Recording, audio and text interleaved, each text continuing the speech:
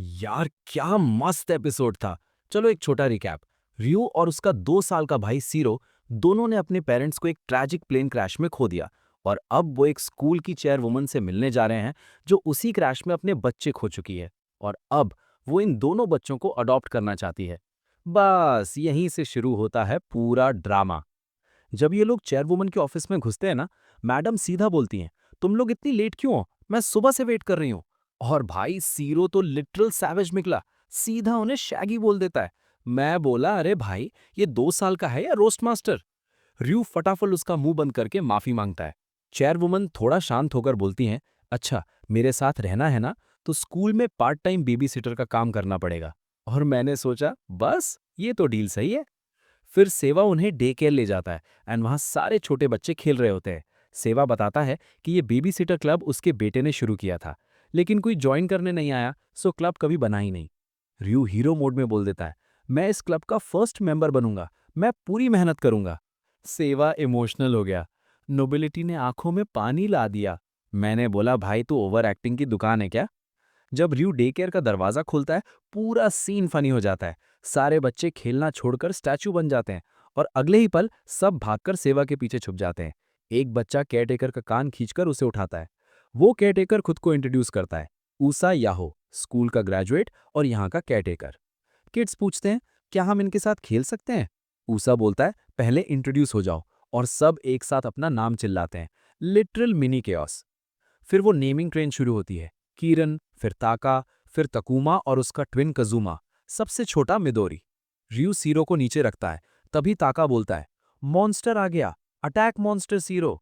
और मैं बोला, भाई ये क्या टॉक्सिक लॉबी है? रयू बोलता है, मैं मॉन्स्टर बन जाऊंगा। और बच्चे उस बेचारे पर तलवार, चीक्स खींचना सब कर देते हैं।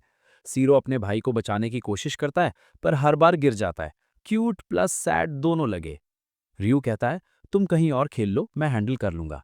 सीरो किताब उठाकर शांति से बैठ जाता है, पर क्लियरली वो लोनली फील कर रहा होता है। ऊसा उसे देखकर पूछता है, बिग ब्रदर चाहिए? सीरो हिलाता है। ऊसा समझ जाता है, इसको अटेंशन चाहिए। फिर वो रियू को बुलाकर कहता है, मेरा शिफ्ट खत्म, अब तुम संभालो।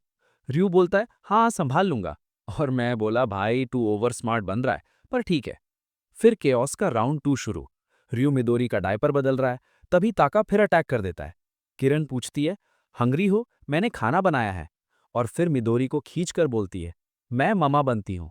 रयू उसे रोकने जाता है। तभी ट्विंस दौड़कर आते हैं और उसके बनाए खाने पर ही गिर जाते हैं। कजूमा रोने वाला होता है, पर रयू उसे उठाकर प्यार देता है। ताका थोड़ा मैजिक लाइन बोलता है, पेन पेन फ्लाई अवे, और बच्चा ठीक हो जाता है।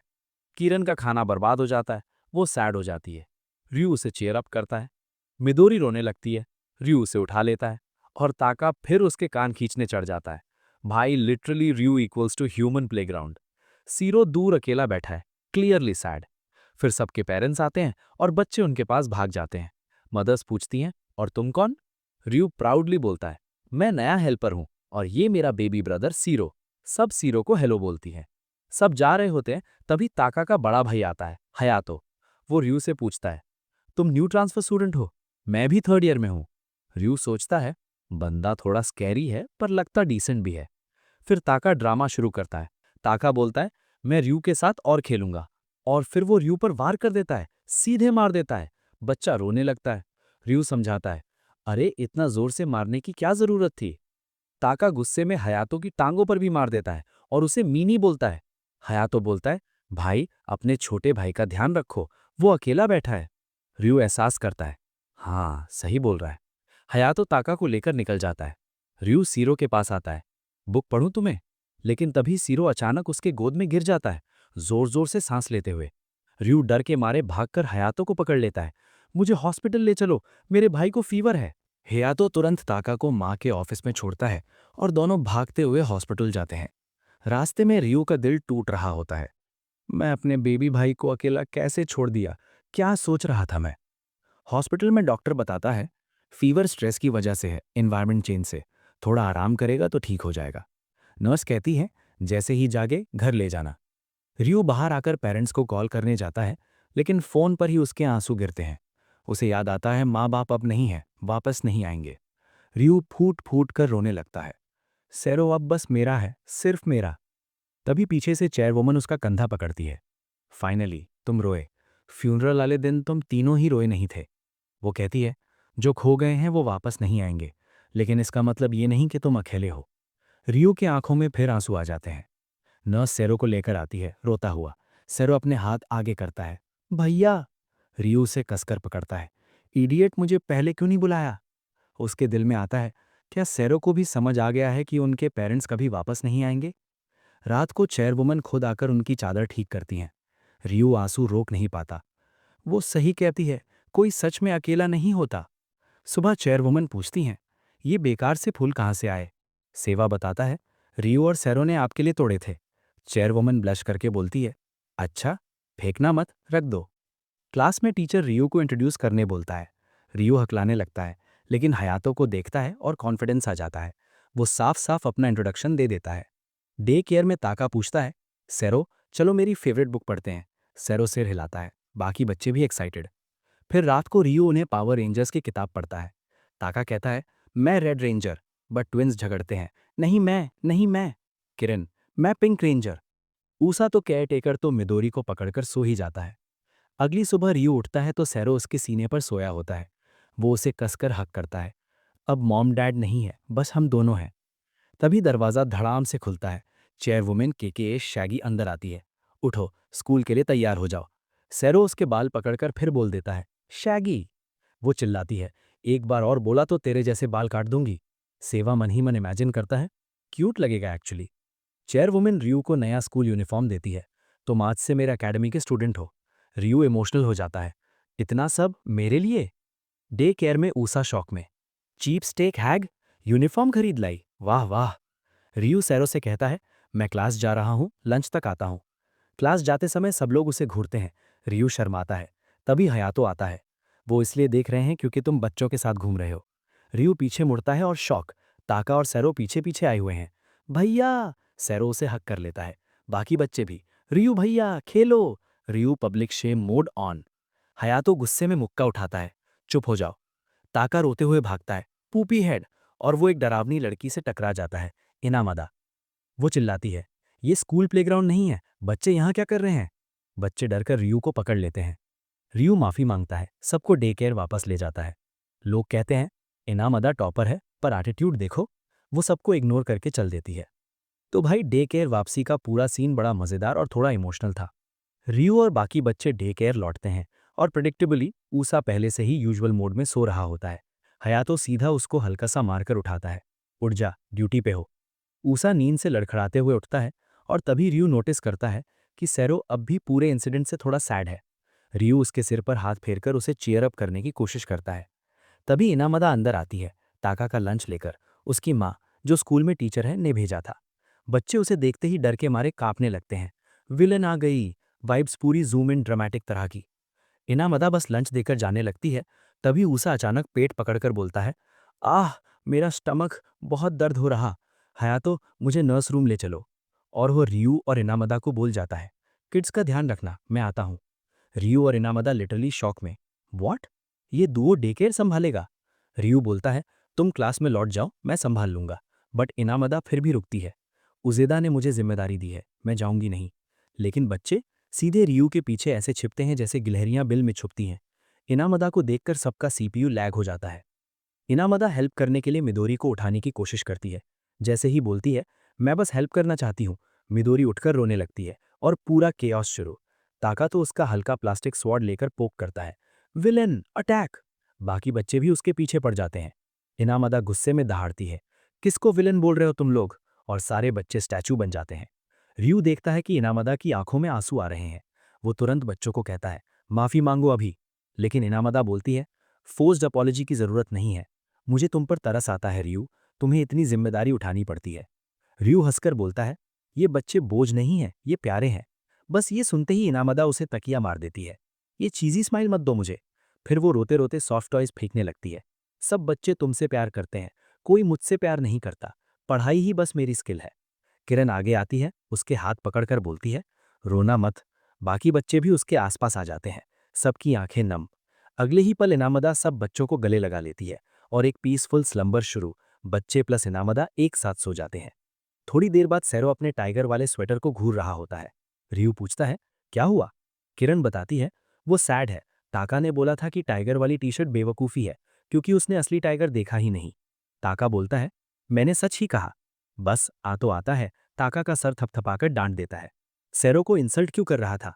ताका रोने लगता है, तुम हमेशा मुझे डांटते हो, तुम मुझे हेट करते हो। आ तो डेडपैन, ना पसंद करता हूं ना हेट करता, नॉर्मल। ताका और जोर से रोते हुए ऊसा की तरफ भागता है। आई हेट यू भाई। हयातो उसे उठाकर घर ले जाता है। ब्रदर ड्रामा खत्म। इसके बाद रियू कैतारो से कहता है, चलो इस वीकेंड जू चलते हैं, असली टाइगर दिखाऊंगा। बाकी बच्चे भी एक्साइटेड, हम भी चलेंगे। उसा आता है, और मैं भी, वीकेंड ड्यूटी मिलेगी, पैसे भी मिलेंगे। डिनर पर रियू चेयरवुमन से पूछता है, जू जा सकते हैं? वो मान जाती है, जाओ, पर उसा को पे नहीं करूंगी, मदर्स भी आ रही हैं। रियू उन्हें इनवाइट करता है, आप भी चलिए। वो नाक सिकोड़ती है, नहीं, जू स्टिंकी होता है। ट्रिप वाले दिन सेवा उन्हें बड़ा लंच बॉक्स और पैसे देकर भेजता है, चेयरवुमन की तरफ से। जू पहुंचकर रियू पैसे देकर उसा को पे करने की कोशिश करता है। उसा मना कर देता है, नहीं भाई, पर हाँ, बच्चों की फोटोज फादर्स को बेच दूंगा। हयातो अपनी बास्केटबॉल ड्रेस में टाका को ड्रॉप करता है, प्रैक्टिस पे जा रहा हूं, टेक केयर। सब एनिमल्स देखने निकलते हैं। बच्चे पहला एलिफेंट देखकर ही शॉक प्लस एक्साइटमेंट, आइए एलिफेंट। उसा नॉनस्टॉप उनकी फोटोज खींच रहा है। टाइगर जोन पर पहुंचते हैं। टाइगर रोर करता है और बच्चे डर से चीखकर उसा और मदर्स के पीछे छुप जाते हैं। सिर्फ सैरो कांच के सामने खड़ा रह जाता है, पर उसके चेहरे पर गहरी डर की शैडो। रियू उसे उठा लेता है। जंगल में होता तो सैरो फर्स्ट मील होता। फिर वे छोटे टाइगर कब्स देखने जाते हैं। Super cute moment. लंच का टाइम होता है। रियू लॉकर से खाना लेने जाता है और देखता है सैरो एक फैमिली को जू एंजॉय करते देख रहा है। रियू की आंखें चुपचाप उस फैमिली से अपनी माँ बाप को इमेजिन करते हुए भर जाती हैं। काश वो होते। उसा उसे बुलाता है, चल जल्दी आ, लंच रेडी है। मदर्स सेवा के बनाए एनिमल शेप्ड लंच की तारीफ करती हैं, कितना क्यूट लंच है। लंच के बाद उसा बच्चों की एक और बड़ी ग्रुप फोटो लेता है, सबके मुस्कुराते चेहरों के साथ। बच्चे खरगोशों को देखकर खुश थे और सबको लग रहा था कि उनके पापा ये क्यूट तस्वीरें देखकर जरूर खुश होंगे। तभी कैतारो एक भेड़ की तरफ इशारा करता है और उसे शैगी बुलाता है, जैसे कि चेयरवुमन के कमरे की शैगी चेयर। रियू और कैतारो की एक बूढ़ी मैडम भी फोटो खींचती है। फिर टाका कैतारो को एक बाज दिखाता है और शेखी मारता है कि उसका नाम भी हॉक जैसा है। रियू उसे समझाता है कि हयाबुसा नाम के फैल्कन में हयातो का नाम भी छुपा है, लेकिन टाका तुरंत मना कर देता है कि हयातो उसका भाई नहीं है और कैतारो को लेकर आगे चल देता है। थोड़ी देर बाद वे लोग एक टॉय शॉप में पहुंचते हैं। बच्चे तरह तरह के खिलौने पकड़ पकड़ कर अपनी मम्मी से लेने की जिद करने लगते हैं। कैतारो को भी शैगी जैसा दिखने वाला एक कीचेन चाहिए होता है। बूढ़ी रियू उसे पैसे देने ले जाती है और टाका को यूजा की देखरेख में छोड़ देती है। यूजा टाका से पूछता है कि क्या वो अपने भाई के लिए कोई छोटा सा गिफ्ट लेना चाहेगा, लेकिन टाका शर्माकर बोलता है कि नहीं, मुझे नहीं चाहिए। उसी समय उसे किसी आदमी की झलक दिखती है जो बिल्कुल उसके भाई जैसा लगता है, तो वो तुरंत उसके पीछे भाग जाता है। इधर यूजा सुवीनियर देख रहा होता है और बाकी लोग उसके पास आ जाते हैं, पर टाका गायब हो चुका होता है। शाम होने लगती है और उधर टाका उस आदमी के पीछे भागते भागते देखता है कि वो उसका भाई नहीं है, क्योंकि वो बस अपनी घड़ी देख रहा होता है। वो वापस लौटने के लिए दौड़ता है, लेकिन गिर जाता है। उसे महसूस होता है कि वो पूरी तरह से खो गया है और रोते रोते अपने बड़े भाई को पुकारता है। तभी हयातो अचानक पीछे से आकर उसे उठा लेता है। वो उसे बेवकूफ़ कहता है और बोलता है कि एक लड़का थोड़ा सा रास्ता भटकने पर नहीं रोता। तभी रियू भी पहुंच जाती है और राहत की सांस लेती है कि टाका सुरक्षित है। हयातो टाका के सिर पर हल्का सा थप्पड़ मारकर उसे माफ़ी मांगने को कहता है। दिन खत्म होने पर सब एक दूसरे को अलविदा कहते हैं। वी को खुशी होती है कि हयातो आखिरकार आ गया, और वो बताता है कि टाका सच में अपने भाई के बिना बहुत अकेला हो गया था।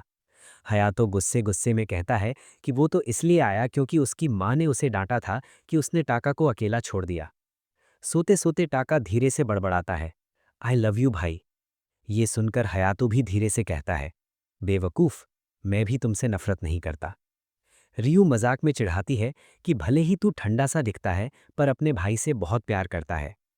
अगले दिन जब कैरो किताब पढ़ रहा होता है, बाकी बच्चे खेल रहे होते हैं, यूजा कैलेंडर देखता है और याद आता है कि आज वैलेंटाइन डे है। वो सब बच्चों को बुलाकर हाथ फैलाता है, लेकिन बच्चे कुछ समझते ही नहीं।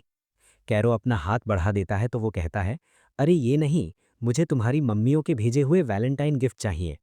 बच्चे घबरा जाते हैं क्योंकि किसी के पास कुछ नहीं होता। इसी दौरान क्लास की लड़कियां वैलेंटाइन की बात कर रही होती हैं। वो शर्मीली लड़की युकी से पूछती है कि क्या उसका कोई क्रश है, तो वो लाल होकर हंसकर टाल देती है। एक लड़का रियू से पूछता है कि उसे किसी लड़की ने चॉकलेट दिया क्या। जब रियू मना करता है तो युकी राहत की मुस्कान देती है, क्योंकि उसे रियू पर क्रश होता है। तभी एक लड़की हयातो को चॉकलेट देती है, लेकिन वो ठंडे अंदाज में मना कर देता है, मुझे नहीं चाहिए। पीछे से लड़के चिल्लाते हैं, अगर तू नहीं चाहते तो हमें दे दे।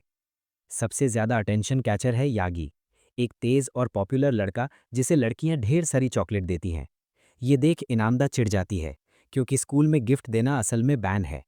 लड़कियां उल्टा ताना देती हैं, तेरा क्या प्रॉब्लम है, तू तो पूरा मजा खराब कर देती है। यागी बीच में आकर चॉकलेट ले लेता है और कहता है कि वो इन जेनरस गिफ्ट्स को इग्नोर नहीं कर सकता। क्लास के बाद वो इनामदा से पूछता है कि क्या वो बेबी सिटर कप के बारे में कुछ जानती है, क्योंकि उसे उसमें दिलचस्पी है। इनामदा को याद आता है कि डे केयर नए मेंबर्स ले रहा है। वो गुस्से से कहती है, जाके खुद पूछ ले, और वहां से निकल जाती है। यागी का दोस्त नेजू चुपचाप ये सब देख रहा होता है। इनामदा लड़कियों की बात याद करके सोचती है कि वो सच में हर जगह मज़ा खराब करने वाली लगती होगी। उसे लगता है कि डे केयर में बच्चे भी उसे पसंद नहीं करेंगे। दूसरी तरफ यागी डे केयर पहुंचता है और कहता है कि वो बेबी सिटर क्लब ज्वाइन करना चाहता है। ये सुनकर रियू खुशी से उछल जाता है। वो सब बच्चों से उसका परिचय करवाता है। यागी पिकटेल वाली किरण की तारीफ करता है तो वो शर्माकर पिकटेल हिलाती है। वो टाका से कहता है कि वो अपने भाई जितना कूल है। टाका तुरंत खुश हो जाता है। वो मिदोरी की आंखों की तारीफ करता है, वो भी खिल जाती है। फिर कजूमा और तकुमा को कहता है कि तुम दोनों बिल्कुल बेस्ट फ्रेंड लगते हो। रियू हैरान रह जाता है कि यागी बच्चों से इतनी जल्दी घुल मिल कैसे गया। इसी दौरान लाइब्रेरी में इनामदा दो लड़कों को बात करते सुनती है कि यागी हमेशा बच्चों को घूरता रहता है। वो घबरा जाती है कि कहीं वो बच्चों को डरा तो नहीं रहा, इसीलिए वो दौड़कर डे केयर पहुंचती है। अंदर यागी कैरो की गोल मटोल गाल देखकर मुस्कुराता है और उसे हल्का सा छूने ही वाला होता है कि तभी इनामदा जोर से दरवाजा खोलकर चिल्लाती है, रुको। वो कमरे में घुसते ही फर्श पर खून देखकर घबरा जाती है, लेकिन तुरंत समझ जाती है कि ये खून यागी का है। वो कैरो के गाल बार बार दबा रहा था और उसी से उसकी नाक से खून निकल आया। लेकिन असली वजह और भी अजीब थी, क्योंकि तभी यागी का दोस्त नेजू डे केयर में पहुंचता है और जोर जोर से उस पर इल्जाम लगाने लगता है कि वो बच्चों के साथ कोई गलत हरकत कर रहा है। ये सुनते ही रयू डरकर तुरंत बच्चों को यागी से दूर कर लेता है। यागी सफाई देता है कि उसकी नाक इसलिए बह रही है क्योंकि उसने ज्यादा चॉकलेट खा ली थी। लेकिन नेजू तुरंत बोल देता है, मैंने तो तुम्हें चॉकलेट खाते देखा ही नहीं। वो उसे पकड़कर बाहर खींच ले जाता है। यागी मान लेता है कि वो बेबी सिटर क्लब ज्वाइन नहीं करेगा, लेकिन वो मासूमियत से पूछता है कि क्या वो कभी कभी सिर्फ बच्चों के गाल दबाने आ सकता है। दिन खत्म होने पर रयू और इनामदा एक साथ घर की तरफ चलते हैं। रास्ते में रयू अचानक कहता है, रुको, और एक दुकान में घुस जाता है। कुछ मिनट बाद वो वापस आता है और कैरो इनामदा को एक छोटा सा चॉकलेट बॉक्स थमाता है। रयू मुस्कुराकर कहता है, कैंपस के बाहर चॉकलेट देना मना नहीं है। इनामदा शर्माते हुए कहती है कि वो बस मज़ा खराब करने वाली है। रयू कहता है, मुझे तुम्हारा यही स्वभाव पसंद है। ये सुनकर इनामदा लाल पड़ जाती है। दूर से युकी उन्हें देख रही होती है और मन मन में सोचती है कि शायद दोनों के बीच कुछ चल रहा है। उधर यागी बच्चों के लिए चॉकलेट खरीद रहा होता है और नेजू से कहता है, मैं सोच भी नहीं सकता कि कैरो के गाल चॉकलेट से भरे होंगे, और इसी कल्पना में उसे फिर नाक से खून चलने लगता है। उसी समय सावा रयू और कैरो को अपनी बनाई हुई चॉकलेट देता है। कैरो धीरे धीरे हाथ बढ़ाता है तो सावा उसकी मदद करता है। चॉकलेट लेने के बाद कैरो अपने भाई का मुंह खोलने को कहता है और रयू उसे खाकर धन्यवाद कहता है। कैरो हंस पड़ता है। दूसरी तरफ इनामदार डे केयर के लिए सबसे अच्छी चॉकलेट चुनने में लगा होती है। अगली सुबह पीई क्लास में लड़के ठंड से कांप रहे होते हैं। रयू हयातो से पूछता है कि वो इतनी ठंड में भी कैसे खड़ा है। हयातो मानता है कि उसे भी बहुत ठंड लग रही है। तभी एक लड़का कहता है, तो क्या तू रोने वाला बच्चा है। उसी समय यूजा बच्चों को एक बड़ी सी ट्रॉली में लेकर पहुंचता है। बच्चे बाहर आने की जिद करते हैं और जैसे ही उन्हें छोड़ा जाता है वे रयू से लिपटकर उसे गर्माहट देते हैं। रयू मुस्कुराता है कि ये कितना अच्छा महसूस हो रहा है। रयू पूछता है कि ये ट्रॉली क्यों लाई गई है, तो यूजा बताता है कि बच्चे रास्ता भटक जाते हैं, इसलिए वो उन्हें इसमें रखता है। वो मजाक में कहता है, ये तो जानवरों की तरह इधर उधर भागते हैं। बच्चे तुरंत चिल्लाते हैं, यूजा हम जानवर नहीं हैं। यूजा उन्हें डराते हुए कहता है, अगर तुम लोग कहीं भाग गए तो कोई अजीब आदमी तुम्हें उठा ले जाएगा, अंधेरे कमरे में बंद कर देगा और तुम्हारी चीखें कोई नहीं सुनेगा। फिर वो तुम्हें पूरा निगल जाएगा। रय्यू तुरंत उसे रोकता है कि बच्चों को मत डराओ, लेकिन यूजा कहता है कि वो बस उन्हें सावधान कर रहा है। बाकी लड़के देखते हैं कि रय्यू बच्चों के बीच कितना गर्म और आरामदायक महसूस कर रहा है, इसीलिए वे भी हाथ फैलाकर बच्चों की तरफ बढ़ते हैं, जैसे हीट पैक पकड़ने जा रहे हों। बच्चे चीखते हुए भागते हैं और लड़के उनके पीछे पागलों की तरह दौड़ते हैं। उसी समय झाड़ियों के पास एक रहस्यमयी आदमी बच्चों को देख रहा होता है। रय्यू दो छात्रों को किरण के पीछे जाते देखता है और किरण डरकर यूजा के पीछे छुप जाती है। टाका अपने भाई के पास भागकर मदद मांगता है। एक लड़का कजुमा को पकड़ लेता है और वो डर से रो पड़ता है। रय्यू देखता है कि तकुमा झाड़ियों में घुस गया है और वो उसे वापस बुलाता है। तभी वो अजनबी आदमी उसके सामने आ जाता है और अचानक तकुमा को पकड़ लेता है। रय्यू कैरो को एक लड़के को पकड़वाता है और पूरी ताकत से तकुमा को छुड़ाने दौड़ता है। वो चिल्लाता है, उसे छोड़ दो। हयातो तुरंत अपना जूता उतारकर उस अजनबी पर फेंकता है और एकदम सटीक निशाना लगता है। अजनबी गिर पड़ता है और तकुमा खुशी से चिल्ला उठता है, वाह। यूजा हंसते हुए कहता है, तेरा निशाना जबरदस्त है। रय्यू पूछता है कि क्या तकुमा इस आदमी को जानता है। तकुमा मुस्कुराकर कहता है, ये मेरे और कजुमा के पापा हैं। डे केयर में मौजूद आदमी माफ़ी मांगता है। रय्यू उससे पूछता है कि वो झाड़ियों में इतने चोरी छिपे क्यों घूम रहा था। यूजा बताता है कि ये आदमी एक एक्टर है और हाल ही में टूथब्रश के विज्ञापन में आया था। वो थोड़ा फेमस है, लेकिन रय्यू और हयातो तो उसे पहचानते ही नहीं। वो आदमी शर्म से रोने लगता है कि उसने अपनी फेम को ज़्यादा ही समझ लिया। वो बताता है कि ये उसकी 6 महीनों में पहली छुट्टी है और वो अपने बच्चों के साथ वक्त बिताना चाहता था, क्योंकि उसे डर है कि उसके बच्चे अब उसे पहचानते भी हैं या नहीं। रय्यू कहता है कि वो डे केयर में ही समय बिताए, यहाँ बच्चे सबसे ज़्यादा खुश रहते हैं। वो आदमी मान जाता है। रय्यू तकुमा और कजुमा को बुलाता है, कजुमा को उठाकर पिता की गोद में देता है, लेकिन तभी कजुमा रोने लगता है और दरवाजे की ओर इशारा करके कहता है। वो जैसे ही जाने लगता है, रय्यू उसे रोककर कहता है कि कजुमा अनजान लोगों की गोद में जाना बिल्कुल पसंद नहीं करता। ये बात उसके दिल पर और गहरा लगती है। रय्यू आगे कहता है कि अगर वो आज भी चला गया तो उसके और उसके बेटों के बीच की दूरी और बढ़ जाएगी। ये बातें सुनकर कुसुक की आंखों में आंसू आ जाते हैं। रय्यू मुस्कुराकर कहता है कि वो उसकी बच्चों से फिर से घुलने मिलने में मदद करेगा। तभी तकुमा हंसकर कहता है, कुसुक तुम तो रोने वाले हो। कुसुक तकुमा के साथ खेलने की कोशिश करता है, लेकिन जैसे ही वो कजुमा को उठाता है, कजुमा रोकर चिल्ला देता है, उसे वापस दो। वो मिदौरी को ऊपर उठाकर खेलने की कोशिश करता है, लेकिन कजुमा फिर रोने लगता है। रय्यू उसे समझाता है कि वो डरे हुए हैं, लेकिन कजुमा की रोने की आवाज़ रुकती नहीं। कुसुक बाकी बच्चों के साथ गाड़ी खींचने का खेल खेलता है, लेकिन कजुमा कहता है डरावना। तब यूजा धीरे से कहता है, मुझे नहीं पता था कि कजुमा अपने पापा को इतना नापसंद करता है। ये सुनकर कुसुक हताश होकर एक कोने में बैठ जाता है। फिर वो धीरे से अपने बेटों के पास आता है और कहता है कि उसने उनके मजे में दखल दिया। वो माफी चाहता है। वो कहता है, तुम लोग खूब मजे करो, मैं घर पर तुम्हारा इंतजार करूंगा। वो हाथ हिलाकर धीरे धीरे बाहर निकलने लगता है, पर तभी वो एक लड़की से टकरा जाता है। लड़की उसे देखते ही जोर से चीखती है और ये आवाज बाकी लड़कियों को भी उसकी तरफ खींच लाती है। सभी लड़कियां उस अभिनेता को पहचानकर उसके ऑटोग्राफ और फोटो लेने लगी।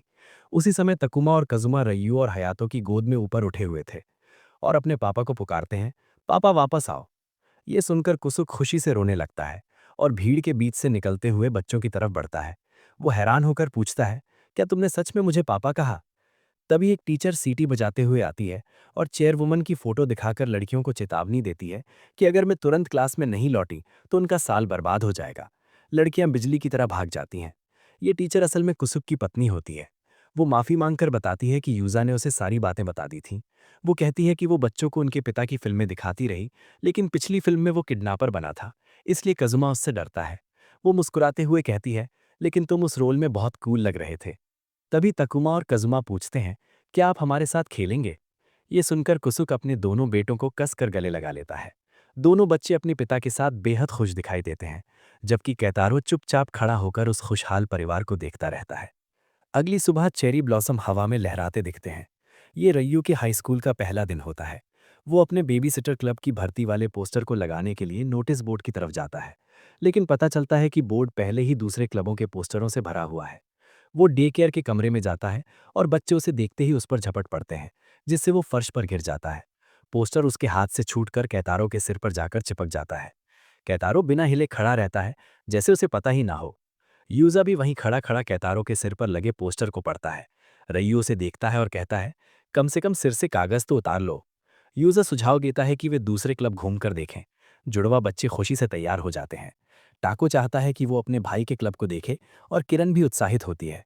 गलियारे में बच्चे हाथ पकड़कर एक परेड की तरह लाइन बनाते हैं। वो गाना गाते हैं, नाचते हैं और नकली पादनी की एक्टिंग करते हैं। कैतारो बार बार ताल में पिछड़ जाता है। रय्यू शर्मिंदा होता है क्योंकि सब लोग उन्हें घूर रहे होते हैं। किरण ड्रामा क्लब का दरवाज़ा खोलती है, लेकिन अंदर उसकी माँ ज़ॉम्बी मेकअप में खड़ी होती है। उसे देखकर सारे बच्चे डर जाते हैं। बस तकुमा बिना डरे खड़ा रहता है। उसकी माँ कहती है, अपनी माँ को नहीं पहचानते? रय्यू तुरंत कहता है, मैडम बच्चे डर गए हैं। बच्चे उससे बचकर रय्यू के पीछे छुप जाते हैं। तभी कैतारो उसकी पैंट पकड़कर इशारा करता है कि बाकी बच्चे भी डरकर भाग रहे हैं। रय्यू माफी मांगता है और बच्चों को पकड़ने के लिए दौड़ता है। वो देखता है कि यूजा भी डरावनी मेकअप वाली शक्ल बनाकर भाग रहा है, जिसे देखकर बाकी बच्चे चीखते हुए भाग लेते हैं। आखिरकार जुड़वा बच्चे अपनी माँ के पास पहुंचते हैं और उससे लिपट जाते हैं। वो पूछती है कि वे सब क्या कर रहे थे, तो रय्यू बताता है कि वे क्लब घूम रहे हैं। तभी किरण को अचानक कोई मीठी बदबू आती है और बच्चे भागकर उसकी तरफ जाते हैं। जुड़वा की माँ भी उनके पीछे जाती है और रय्यू कैतारो को साथ लेकर बच्चों के पीछे दौड़ता है। लेकिन कैतारो अचानक रुक जाता है क्योंकि रास्ते में उसे एक चींटी दिख जाती है। वो उसे दिखाने लगता है और यूजा तथा मिडोरी भी उसके साथ चींटी देखने लगते हैं। उधर बच्चे कुकिंग रूम में पहुंचते हैं, जहां अभी कुकीज तैयार नहीं हुई थी। इनामदा, जो कुकिंग क्लब का हिस्सा है, कहती है कि ये बच्चे बेबी सिटर क्लब के हैं। तभी रय्यू वहां पहुंचता है और पूछता है कि क्या किसी ने बच्चों को देखा है। बच्चे उसे देखकर खुश होकर उससे लिपट जाते हैं। इनामदा उसे डांटती है कि वो बच्चों को ढंग से देख नहीं पा रहा और वे हर जगह भाग रहे हैं। लेकिन जल्दी ही उसे अपनी गलती का एहसास हो जाता है और वो शर्माते हुए माफी मांगती है। क्लब की एक लड़की कहती है, आपने दिखा दिया कि आपको बच्चों की चिंता है। रय्यू भी माफी मांगता है और कहता है, चलो बच्चों अब चलें। लेकिन टाको जिद पकड़ लेता है, पहले मिठाई चाहिए। रू बच्चों को लेकर आगे बढ़ता है, लेकिन टाका मीठा ना मिलने के कारण फिर रोने लगता है। इसलिए रू उसे जबरदस्ती उठाकर वहां से ले जाता है ताकि वो शांत हो जाए। रू उसे मनाते हुए कहता है, चलो स्पोर्ट्स क्लब चलते हैं, तुम्हारा भाई बेसबॉल खेलता है ना, उसे देखते हैं। सब बाहर जाते हैं और स्पोर्ट्स क्लब की प्रैक्टिस चल रही होती है। एक स्टूडेंट ताना मारकर कह देता है कि रू तो बस बच्चों की देखभाल में फंसकर रह गया है। टाका चमकती आंखों से अपने भाई हयातो को खेलते देखता है और जैसे ही उनकी नजरें मिलती हैं, वो बहुत खुश हो जाता है। लेकिन हयातो तुरंत मुंह फेर लेता है, जिससे टाका बहुत दुखी हो जाता है और गुस्से में चिल्लाने लगता है कि उसका भाई कितना मीन है। हयातो पास आता है और उसे हल्का सा मार देता है, जिससे टाका और जोर से रो पड़ता है। हयातो रू को बताता है कि उनकी टीम बहुत खराब खेल रही है और तभी टीम का एक मेंबर पीछे से चिल्लाता है, मैंने सुन लिया। इसी बीच रू को लगने लगता है कि शायद हयातो को अपने दोस्तों के साथ वाली मस्ती मिस हो रही है, जो उसे मिल नहीं पा रही। उधर सेरो जमीन पर चींटियां ढूंढते दिखाई देता है, लेकिन जब वो अपने भाई टाका को उदास चेहरा बनाए खड़ा देखता है, तो वो चुपचाप समझ जाता है कि कुछ गड़बड़ है। यूसा भी उसकी उदासी नोटिस कर लेती है। बच्चे रू के पास आकर पूछते हैं कि अब कहाँ जाएंगे। रू कहता है कि उसे बेबी सिटर क्लब का पोस्टर लगाने के लिए कोई खाली जगह ढूंढनी है और सेरो को साथ आने को कहता है। लेकिन सेरो हल्का सा सिर हिलाकर मना कर देता है। वो दिखाता है जैसे सब ठीक है, लेकिन अंदर से उसे बुरा लगता है और वो अकेले चला जाता है। रू पोस्टर लेकर जाता है और बड़ी मुश्किल से जगह ढूंढकर उसे नोटिस बोर्ड के कोने में लगा देता है। फिर थक कर वहीं सुबकने लगता है कि उसका अपना छोटा भाई भी उसके साथ चलना नहीं चाहता। तभी हयातो सेरो को साथ लेकर वहां आता है और रू से कहता है, मैं भी बेबी सिटर क्लब में शामिल होना चाहता हूँ, ये मेरी एप्लीकेशन है। रू चौंक जाता है और वो नोटिस करता है कि सेरो ने हयातो की पैंट खींच खींच कर उसे ये कहने पर मजबूर किया था। हियातो बताता है कि सेरो ने देखा कि तुम दुखी थे और तुमको दोस्तों की जरूरत है। रू हैरान रह जाता है कि उसका छोटा भाई उसे कितनी गहराई से समझता है। इसी बीच बाकी बच्चे भागते हुए आते हैं, उनके हाथ में कुकीज होती हैं। वे सारी कुकीज रू को देते हैं ताकि वो खुश हो जाए। रू की आंखें भर आती हैं और उसका मूड एकदम ठीक हो जाता है। क्लब डे खत्म होने के बाद सब बैठ जाते हैं और यूसा सभी के लिए मिलते जुलते एप्रन बनाती है। अमांडा भी कभी कभार बच्चों के लिए कुकीज लेकर आती रहती है। या तो कुकी खाकर बोल देता है कि इससे तो दांत टूट जाएंगे। अमांडा गुस्से में बोलती है, तुम मत खाओ। अगली सुबह रू की तबीयत खराब होती है। वो आंख खोलता है और महसूस करता है कि सीने पर भार है। पता चलता है कि सेरो उसकी छाती पर सोया हुआ है। तभी चेयरवुमन कमरे में घुसती है और रू को डांटती है कि वो अभी तक बिस्तर में क्यों पड़ा है। रू उठने की कोशिश करता है लेकिन बार बार फिसल कर गिर जाता है। सेया मजाक में कह देता है कि रू की आवाज बदल रही है, लेकिन चेयरवुमन उसे थप्पड़ मारकर चुप करा देती है।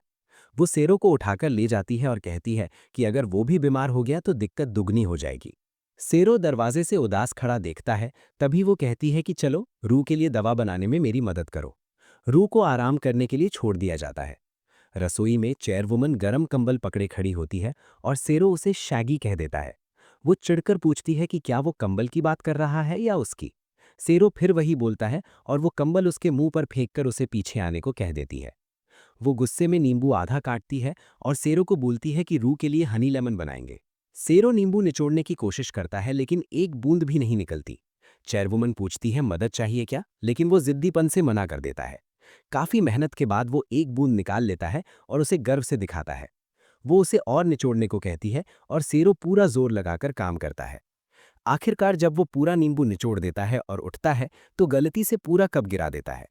चेयरवुमन गहरी सांस लेकर दूसरे आधे नींबू को उसके हाथ में देती है और कहती है फिर से करो। वो खुद चुपचाप गिरा हुआ रस साफ करती रहती है और मन ही मन उसकी लगन पर हैरान होती है। थोड़ी देर बाद दवा तैयार करके वो कमरे में आती है और सेया से रू की हालत पूछती है। वो कहता है कि उसका बुखार थोड़ा उतरा है।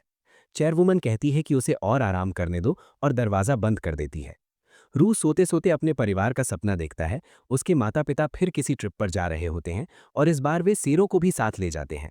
रू रोते हुए उनसे विनती करता है कि सेरो को मत ले जाओ, उसे डर लगता है कि वो कभी वापस नहीं आएगा।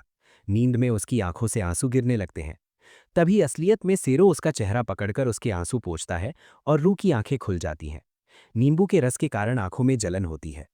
चेयरवुमन कमरे में दाखिल होती है और बताती है कि सेरो के हाथों पर नींबू लगा हुआ था। वो रू को गर्म पेय देती है और कहती है कि ये सेरो ने बनाया है। रू उसे पीता है और दिल से शुक्रिया कहता है कि ऊपर वाले ने उससे उसका छोटा भाई नहीं छीना। सेरो मुस्कुराता है और रू उसका सिर सहलाता है। तभी चेयरवुमन सेरो को उठाकर कहती है कि अब उसे बाहर चलना होगा और बेचारा सेरो डर जाता है क्योंकि उसे लगा था कि वो उसके साथ ही रहेगा। चेयरवुमन कहती है कि दवा के बाद सेरो ठीक हो जाएगा, लेकिन रू अभी भी कमजोर है, इसलिए उसे आराम करना चाहिए। रू को चिंता रहती है कि कहीं सेरो को भी उसकी सर्दी न लग जाए और यही सोचकर उसका मूड और खराब हो जाता है। वो एक कुर्सी के नीचे जाकर उदास होकर बैठ जाता है। सेया उसे आइसक्रीम देकर बाहर निकालने की कोशिश करता है, लेकिन रू इतनी बुरी तरह चिढ़ा हुआ है कि उसकी कोई बात असर नहीं करती। अगली सुबह मिदोरी की माँ उसे रू के पास छोड़कर जाती है और हाथ हिलाकर विदा लेती है।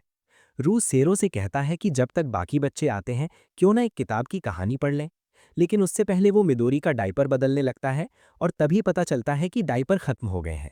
वो कैबिनेट खोलकर वाइप्स ले ही रहा होता है कि मिदोरी रेंगती हुई दरवाजे तक पहुंच जाती है। ठीक उसी समय एक स्टूडेंट कमरे में घुसता है और बदबू से उसका चेहरा बिगड़ जाता है। मिदोरी उसकी पैंट पकड़ लेती है और वो धड़ाम से गिर जाता है। रू स्तब्ध रहकर देखता रह जाता है और सेरो घबराकर चिल्लाता है, कुछ करो। बाद में सब बैठकर बात करते हैं और वो लड़का शिकायत करता है कि यहाँ तो बहुत बदबू है, क्या ये कोई पूप क्लब है? सेरो अपने हाथ में सिंड्रेला की किताब पकड़े बैठा होता है। बात करते करते लड़का मिदोरी को पूप फैक्ट्री और सेरो को स्पेस कैरेट कह देता है। रू सेरो का बचाव करता है। लड़का पूछता है कि वो एक लड़की की तलाश में है, क्या यहाँ कोई मिदोरी है? उसे ये पता ही नहीं कि वही पूप फैक्ट्री मिदोरी है। रू उससे पूछता है कि वो मिदोरी में इतनी दिलचस्पी क्यों ले रहा है, तो वो कहता है कि वो अपनी भविष्य की बेटी के चेहरे की कल्पना करना चाहता है। रू चौंक जाता है और पूछता है, तुम अभी स्टूडेंट ही हो ना? वो गर्व से कहता है, हाँ, लेकिन तुमसे सीनियर हूं, मुझे अन्नुई सेनपाई बुलाओ।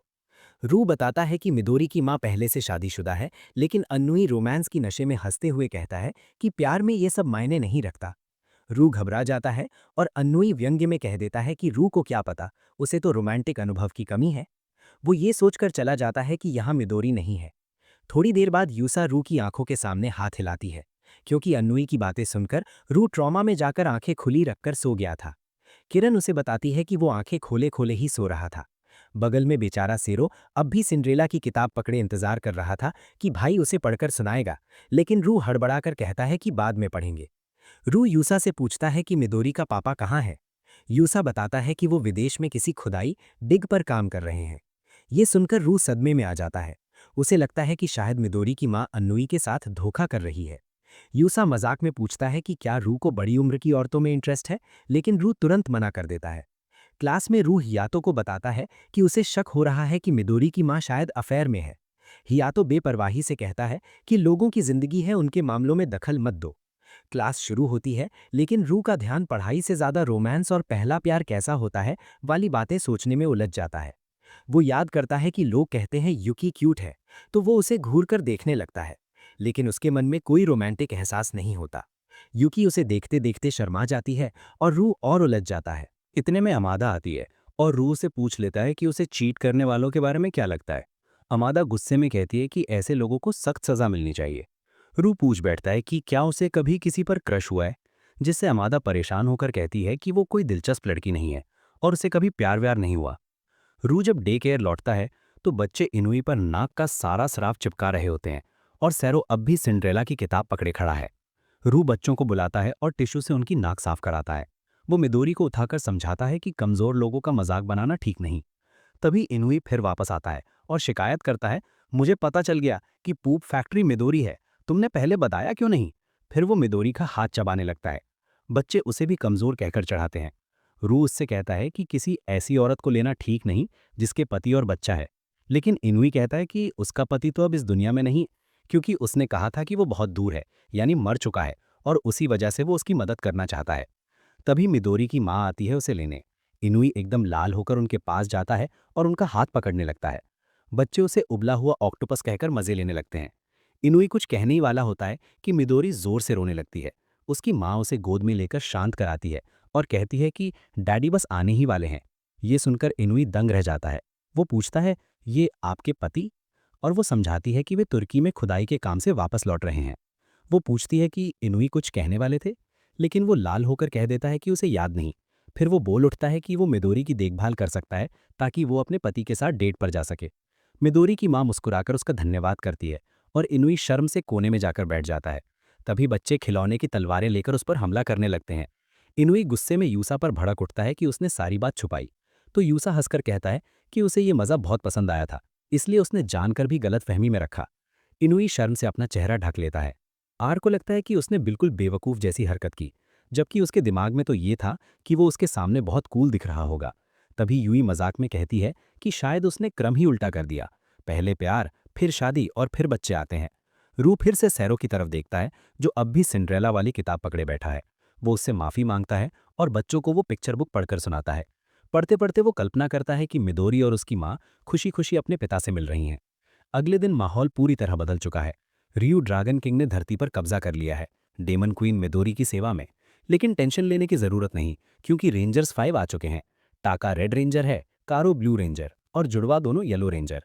लेकिन अचानक किरण ध्यान ही नहीं दे रही, वो तो अपनी ड्राइंग में लगी है। ताका को ये बहुत बुरा लगता है। किरण कहती है कि अब वो इन बेवकूफ़ी वाले खेलों में नहीं पड़ेगी, उसे पढ़ाई करनी है। सब हैरान रह जाते हैं। रियू तो डर जाता है कि कहीं वो इतनी जल्दी अलादा ना बनने लगे। लेकिन बात साफ है, वो विच बनना चाहती है। अब शायद ताका भी मान जाता अगर हैरातो बीच में ना बोल देता कि लड़के विच नहीं बन सकते।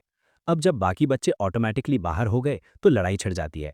ताका और किरण इस बात पर बहस करते हैं कि असली दुनिया में हीरो सच होते हैं या विचेस। रियो हयातो को रोकता है कि वो बच्चों को ये ना बताए कि दोनों ही असली नहीं होते। वो चाहता है कि बच्चों के मासूम सपने बने रहें। लेकिन अब बहुत देर हो चुकी है, हालात बिगड़ते जाते हैं। सैरो सुलह कराने की कोशिश करता है, लेकिन उसे धक्का दे दिया जाता है। रियो हैरान रह जाता है। अगले दिन टाका सबूत लेकर आता है, एक फोटो जिसमें वो खुद रेड रेंजर के साथ है। वो साबित करता है कि सीरियल वाले रेंजर्स असल में होते हैं। फिर वो किरण की ओर इशारा कर कहता है कि उसके पास इस बात का कोई सबूत नहीं कि विचेस सच में होती हैं। किरण गुस्से में अपनी विच वाली किताब छुपा लेती है और कहती है, मेरे पास सबूत है, मैं अभी उड़कर दिखाती हूँ।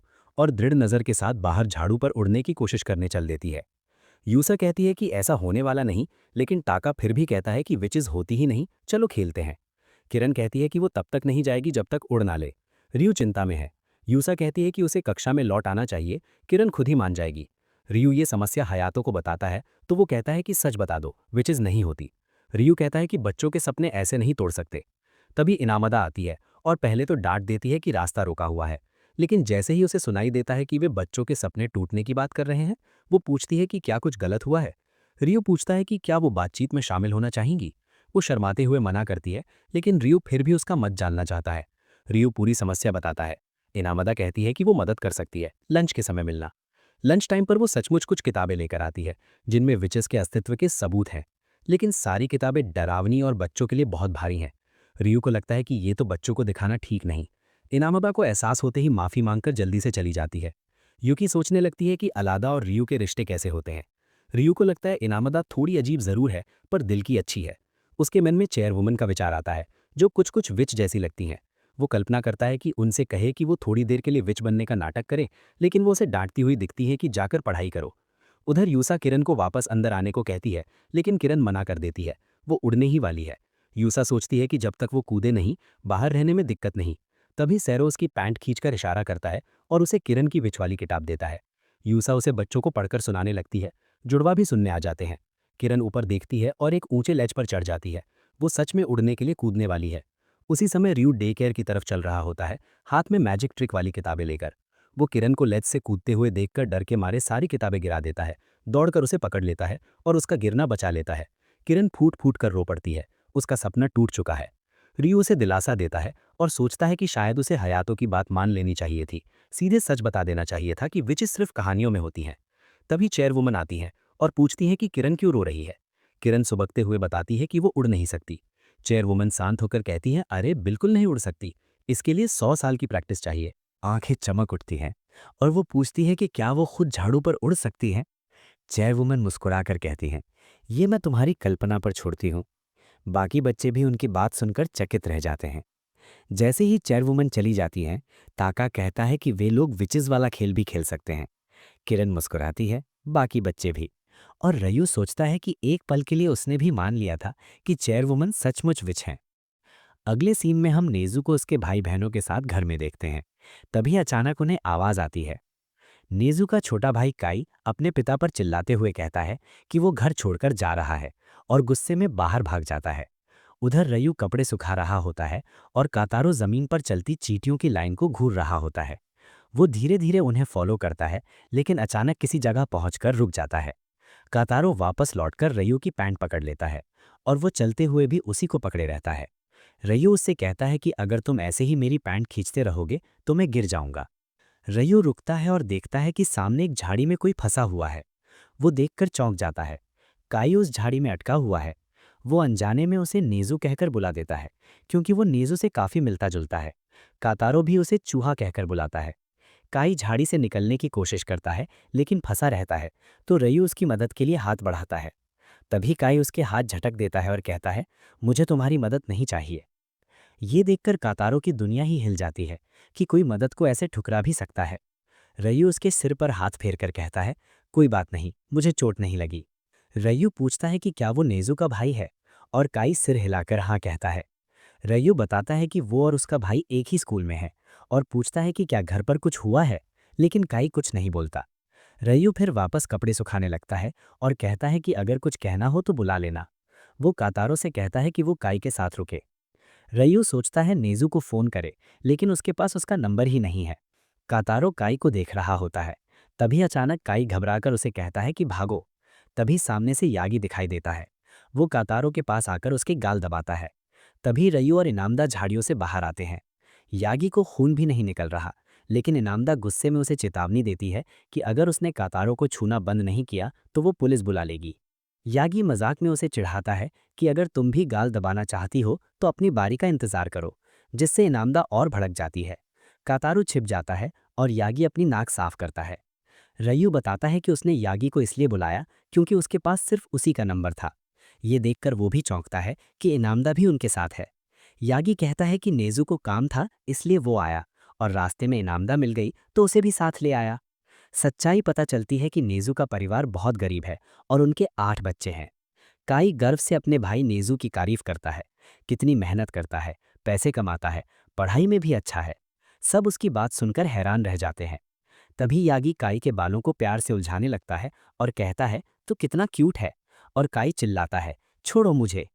इनामदा का सब्र टूट जाता है और काई को जोर से डांटती है कि वो अपने भाई जैसा क्यों नहीं बनता, इतना मेहनती, और वो खुद घर से भागकर सबके लिए मुसीबत बन जाता है।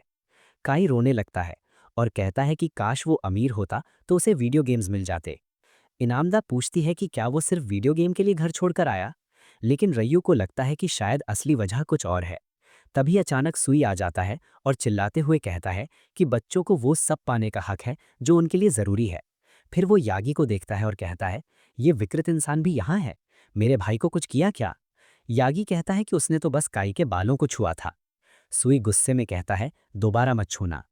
सुई बताता है कि गेम्स बड़ों के लिए शायद मामूली हों, लेकिन काई के लिए बहुत बड़ी बात है, क्योंकि वो अपनी क्लास में अकेला है जिसके पास गेम नहीं, और उसका सबसे अच्छा दोस्त भी बार बार कहता रहता था कि गेम लो, जबकि सबको पता है कि उनका परिवार गरीब है।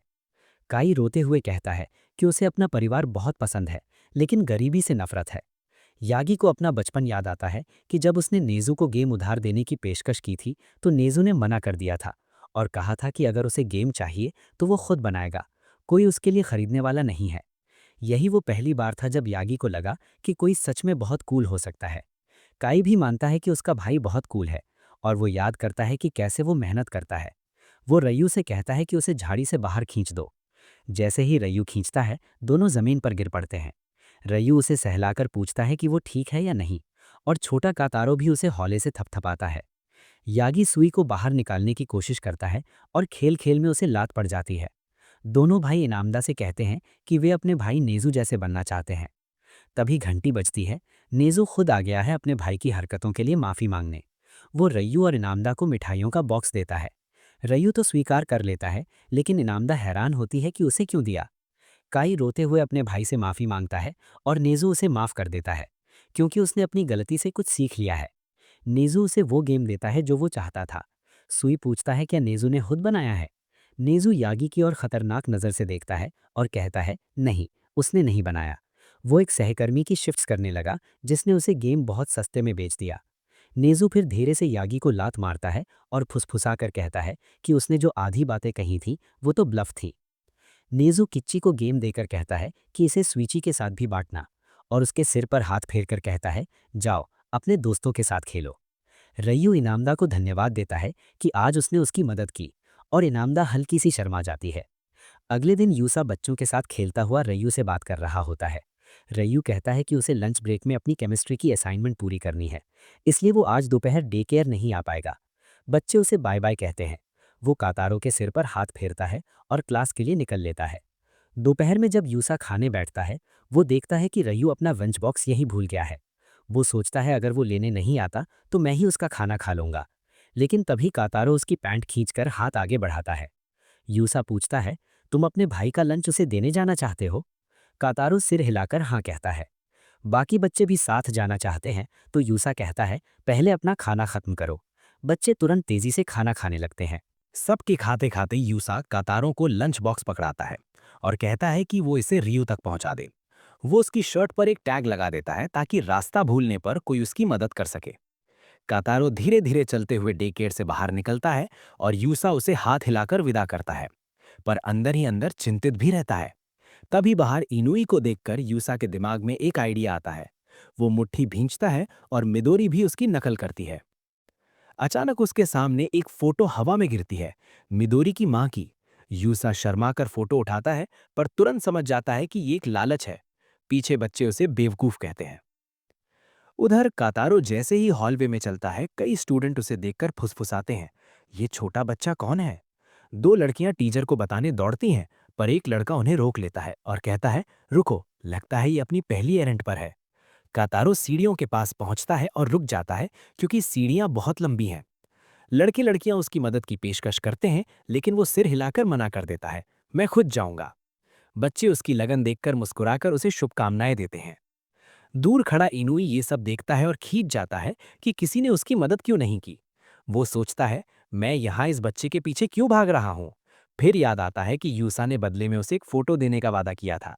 वो कातारो के छोटे छोटे कदमों को देखता हुआ उसके पीछे पीछे चलता है। उधर रियो को क्लास में अचानक याद आता है कि उसका लंच तो छूट गया है। हियाटो पूछता है कि क्या हुआ। तभी यूकी अपना लंच उसे ऑफर करती है और कहती है कि वो डाइट पर है। रियो कहता है कि डाइटिंग सेहत के लिए ठीक नहीं। यूकी हल्का सा शर्मा जाती है, लेकिन तभी बाकी सारे लड़के आ जाते हैं और अपने अपने खाने का हिस्सा उसे देने लगते हैं, जिससे पूरा माहौल रोमांटिक होने से पहले ही बिगड़ जाता है। रियो व्यंग में कहता है कि उसके कितने केयरिंग क्लासमेट्स हैं। डे केयर में बच्चे सो रहे होते हैं। डे केयर में सभी बच्चे सो जाते हैं और यूसा सोने से पहले सोचता है कि रयू को बताना चाहिए कि कैटरो रास्ते में है, लेकिन उसे लगता है रयू का फोन बंद होगा क्योंकि वो पढ़ रहा है। उधर इनुई देख रहा है कि कैटरो सीढ़ियों का आधा हिस्सा चढ़ चुका है। तभी एक बच्चा आकर उसे लात मार देता है और लंच बॉक्स हवा में उछल जाता है। सब कुछ बिगड़ने वाला होता है, लेकिन चेहरे पर पेपर बैग लगाए इनुई आकर लंच बॉक्स पकड़ लेता है। वो बॉक्स वापस कैटरो को देकर मुड़ने लगता है, लेकिन कैटरो उसे रोककर कहता है थैंक यू मास्क मैन। इनुई लाल पड़ जाता है और उसके साथ धीरे धीरे ऊपर की ओर चलता रहता है। रयू असाइनमेंट खत्म करता है और तभी कैटरो पहुंच जाता है, लंच बॉक्स सीने से चिपकाए हुए। रयू हैरान होकर पूछता है तुम खुद लाए। कैटरो धीरे से हाँ करता है। तभी एक लड़का कहता है कि रयू अब नहीं खा सकता, क्योंकि हम सब ने उसे अभी खाना दिया है। रयू जल्दी से ब्रेड मुंह में ठूस देता है ताकि कैटरो दुखी ना हो, और झूठ बोलता है ओह मैं तो बहुत भूखा था। ये देखकर लड़के इतने इमोशनल हो जाते हैं कि यूकी की दोस्त कहती है उसका असली प्रतिद्वंदी तो उसका छोटा भाई है। यूकी शर्मा जाती है। रयू जब लंच बॉक्स खोलता है तो खाना बिगड़ा हुआ होता है, लेकिन वो खुद खाते हुए कैटरो को भी चावल खिलाता है। इनुई भी इस भाई भाई के प्यार से पिघल जाता है, लेकिन तभी न जाने कहाँ से नई प्रकट होकर उसे रुमाल दे देता है और इनुई घबरा जाता है। अगले दिन लड़कियां युकी से पूछती हैं कि उसे रयू में क्या पसंद है। युकी लाल होकर कहती है, धीरे बोलो, वो सुन लेगा। दूसरी लड़कियां बताती हैं कि रयू कितना दयालु और अच्छा दिखने वाला है। एक लड़की याद करती है कि उसने एक बार उसका गिरा हुआ इरेजर उठाया था। फिर एक कहती है कि हियातो भी काफी हैंडसम है। दूसरी कहती है कि वो हॉट भी है और बच्चों की मदद करता है, इसीलिए अंदर से वो अच्छा है। युकी ये सुनकर घबरा जाती है कि रयू कितना लोकप्रिय है।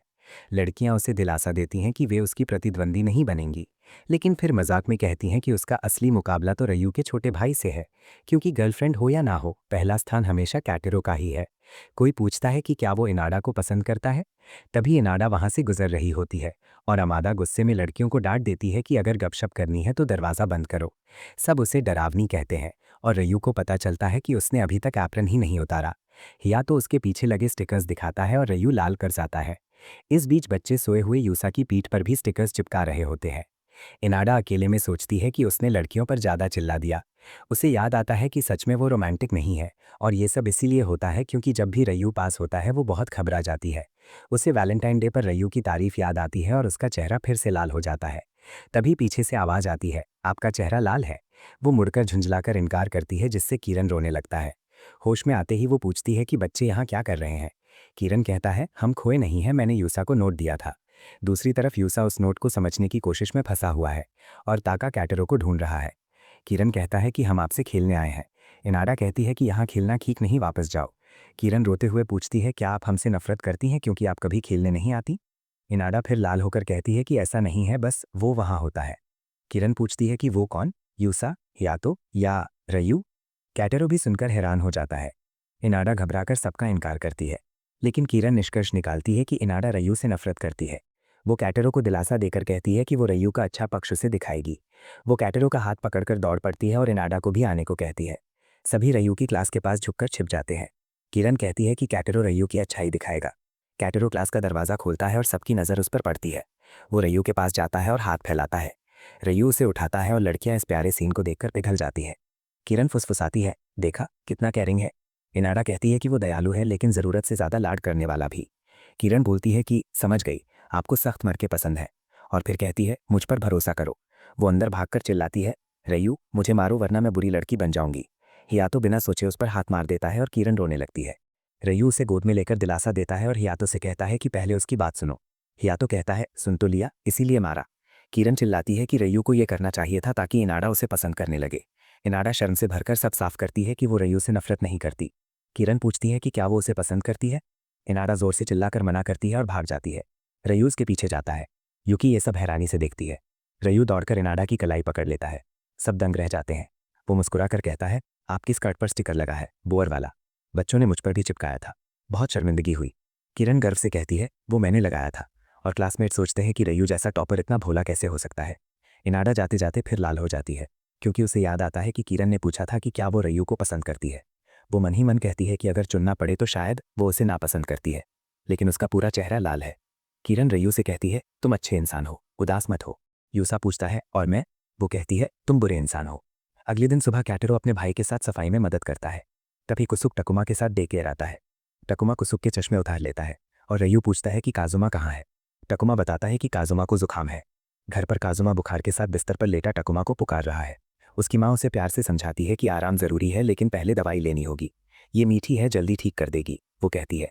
काजुमा अनिच्छा से दवाई पीता है और उसकी माँ उसकी तारीफ करती है। डे केयर में रयू कुसुक से कहता है कि टकुमा और काजुमा आज अकेलापन महसूस कर सकते हैं। तभी टकुमा खुशी से कैटेरो को सनग्लास पहनकर पोज मारते देखता है। कुसुक रो पड़ता है और कहता है, टकुमा सिर्फ मुस्कुराकर अपनी लोनलीनेस छिपा रहा है। रयू सोचता है, क्या ये उसकी कल्पना है, क्योंकि टकुमा तो बिल्कुल ठीक लग रहा है। तभी यूसा आता है और 100 येन की शर्त लगाता है कि टकुमा बिल्कुल लोनली नहीं है। वो टकुमा से पूछता है, काजुमा के बिना अकेलापन लग रहा है। टकुमा हल्की मुस्कान से कहता है, मैं ठीक हूँ। घर पर काजुमा थोड़ा डरा हुआ है, लेकिन टकुमा सबके सामने बोलता है कि उसने माँ से वादा किया है कि वो खूब मजे करेगा ताकि काजुमा जल्दी ठीक हो सके। कुसुक अपने बेटे की हिम्मत देखकर भावुक हो जाता है। यूसा हंसकर कहता है, मैं जीत गया, 100 येन दो। कुसुक गलती से 500 येन वाली प्रीपेड कार्ड दे देता है।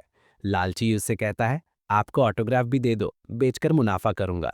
कुसुक गर्व से हस्ताक्षर देता है। काजुमा भी घर से मांगता है कि मुझे भी ऑटोग्राफ दो। उधर तकुमा केट्रो के चेहरे पर ड्रॉ करने लगता है। कुसुक कहता है कि शायद बाद में तकुमा को सचमुच अकेलापन महसूस हो। वो घुटनों के बल झुककर उसे गुड बाय कहने लगता है कि तभी हयातो ताका के साथ अंदर आता है। तकुमा ध्यान हटते ही दौड़कर हयातो के पास पहुंच जाता है और केट्रो को पकड़ लेता है। कुसुक की आंखें भर आती हैं कि उसका बेटा हयातो को उससे ज्यादा पसंद करता है। रयू उससे बुलाकर पिता से सही से विदा करवाता है। बच्चे हाथ हिलाकर गुड बाय कहते हैं। यूसे उसे शेडी कहता है। तभी ताका तकुमा का हाथ केट्रो से जुड़ा देखकर गुस्सा हो जाता है और केट्रो को अपनी तरफ खींच लेता है। दोनों बच्चे केट्रो को दोनों ओर से खींचने लगते हैं। रयू कहता है, रुको, ये टग ऑफ वॉर नहीं है। हियातो तुरंत ताका के सर पर हल्का सा थप्पड़ मारता है और ताका रोते हुए कहता है, मैं केट्रो का सबसे अच्छा दोस्त हूँ, काज़ुमा कहाँ है? रयू बताता है कि उसे जुकाम है और वो घर पर है। ये सुनकर ताका तकुमा के पास जाता है, उसका हाथ पकड़कर कहता है, मैं काज़ुमा को हराऊंगा, यानी जुकाम को हराने में मदद करेगा। तकुमा भी उत्साह में कहता है, मैं भी। बाकी बच्चे भी शामिल हो जाते हैं और सब मिलकर यूसे पर हमला कर देते हैं। यूसे चिल्लाता है, रयू मदद करो, लेकिन रयू कहता है, सॉरी, मुझे क्लास जाना है। यूसे जमीन पर गिरकर कहता है, हाँ हाँ, हराओ मुझे, और बच्चे उसे कमजोर कहकर हंसते हैं। क्लास जाते हुए रयू चिंता करता है कि तकुमा सच में ठीक रहेगा या नहीं। केट्रो कहता है कि काज़ुमा भी मुश्किल में होगा क्योंकि भाई उसके पास नहीं है। रयू सहमत होता है और कल्पना करता है, काज़ुमा शायद रो रहा होगा। और सच में वो घर पर तकुमा को पुकारते हुए रो रहा होता है। रयू सोचता है कि दोनों जुड़वों की पर्सनालिटी कितनी अलग है। काज़ुमा हमेशा रोने वाला और तकुमा हमेशा मुस्कुराने वाला। वो बुदबुदाता है कि वो कभी ऐसे जुड़वों का हिस्सा नहीं बनना चाहेगा। यूकी दूर से सुनकर सोचती है कि वो किसके साथ नहीं रहना चाहता। नींद के समय सारे बच्चे सो जाते हैं, लेकिन तकुमा जाग जाता है। वो बगल में हाथ फेरता है और ताका का मौजा पकड़ लेता है। उसे काज़ुमा की याद आ जाती है। वो घबराकर इधर उधर देखता है। ताका का पैर गलती से केट्रो के चेहरे पर लगता है और केट्रो उठ जाता है। वो देखता है कि तकुमा डेकेयर से बाहर जा रहा है। उधर रयू को तकुमा की चिंता सताती है और वो दौड़कर डेकेयर की ओर जाता है। दौड़ते दौड़ते गिर जाता है, लेकिन तभी केट्रो उसे देख लेता है। उसके पास दौड़कर उसे गले लगा लेता है। फिर वो दिशा दिखाता है कि तकुमा किधर गया है। स्कूल गेट पर दो लड़कियां देखती हैं कि तकुमा बिल्ली के साथ खड़ा है। तभी रयू आकर पूछता है, यहाँ क्या कर रहे हो? तकुमा पूछता है, क्या काज़ुमा ठीक है? रयू कहता है, मुझे नहीं पता, लेकिन मुझे लगता है पहले से बेहतर होगा। तकुमा उदास होकर नीचे देखता है। तभी केट्रो गेट की ओर देखता है। यूमी आती है काज़ुमा को गोद में लिए हुए। वो बताती है कि उसका बुखार कम हो गया, इसलिए वो तकुमा को लेने आए हैं। काज़ुमा तकुमा को देखते ही हाथ फैलाकर रोते हुए उसकी ओर झुकता है। तकुमा भी गिरते हुए रोने लगता है। काज़ुमा और जोर से रोने लगता है। माँ दोनों को गले लगाकर कहती है कि तकुमा ने वादा निभाया, इसलिए काज़ुमा बेहतर हुआ है। रोने की आवाज़ सुनकर उज़ेता बाकी बच्चों के साथ बाहर आता है और कहता है कि आज उल्टा हो रहा है। तकुमा रो रहा है और काज़ुमा हंस रहा है। बच्चे हाथ हिलाकर जाते हुए जुड़वों को देखते हैं। म्यू कहता है कि जुड़वों का साथ रहना ही सबसे अच्छा है। थोड़ी देर बाद कुसुक दौड़ता हुआ डे केयर आता है तकुमा को लेने, लेकिन युसेता बताता है कि वो पहले ही जा चुका है। अगले दिन रयू को उसके लॉकर में एक चिट्ठी मिलती है। युकावा तुरंत पूछता है, लव लेटर है? और पूरी क्लास में हंगामा मचा देता है। यूकी की दोस्त दूर से देखती है और पूछती है कि क्या ये उसने लिखा है, लेकिन यूकी तुरंत मना कर देती है। हियातो कहता है कि वो चिट्ठी पढ़कर बताएगा, लेकिन रयू झेम कर कहता है, मैं खुद पढ़ूंगा, और लिफाफा खोलने ही वाला होता है कि तभी इनादा कड़े स्वर में कहती है। तभी इनाम आती है और कहती है, रास्ता मत रोको। उजेदा ड्रामेबाजी से चिट्ठी छीनकर जोर जोर से पढ़ता है। एक लड़की ने दिल से लिखा है कि वो रू को बहुत पसंद करती है। पूरा क्लास दंग रह जाता है। चिट्ठी में लिखा है कि वो स्कूल बिल्डिंग के पीछे उसका इंतजार करेगी। रू शर्म से लाल लाल हो जाता है। वो कहता है उसे सोचने के लिए समय चाहिए। हयातो चिल्लाता है कि वो इंडोर शूज पहनकर ही भाग रहा है। डे केयर में सब बच्चे रू की लाल आंखें देख कहते हैं कि उसे सर्दी हुई है क्या, पर रू कहता है कि वो बस दौड़ कर आया है। उसका छोटा भाई उसके लिए कंबल लाकर पैरों पर रख देता है। रू उसे थपथपा कर कहता है, चिंता मत करो, मुझे सर्दी नहीं है। लेकिन रू पूरे दिन उसी चिट्ठी के बारे में सोचता रहता है। मिदोरी की डायपर बदलते हुए पाउडर गिरा देता है, पिक्चर बुक उल्टी पकड़ लेता है, शूज फिर भूल जाता है। रात के खाने पर सेवा लाल चावल लाती है और रू को बधाई देती है।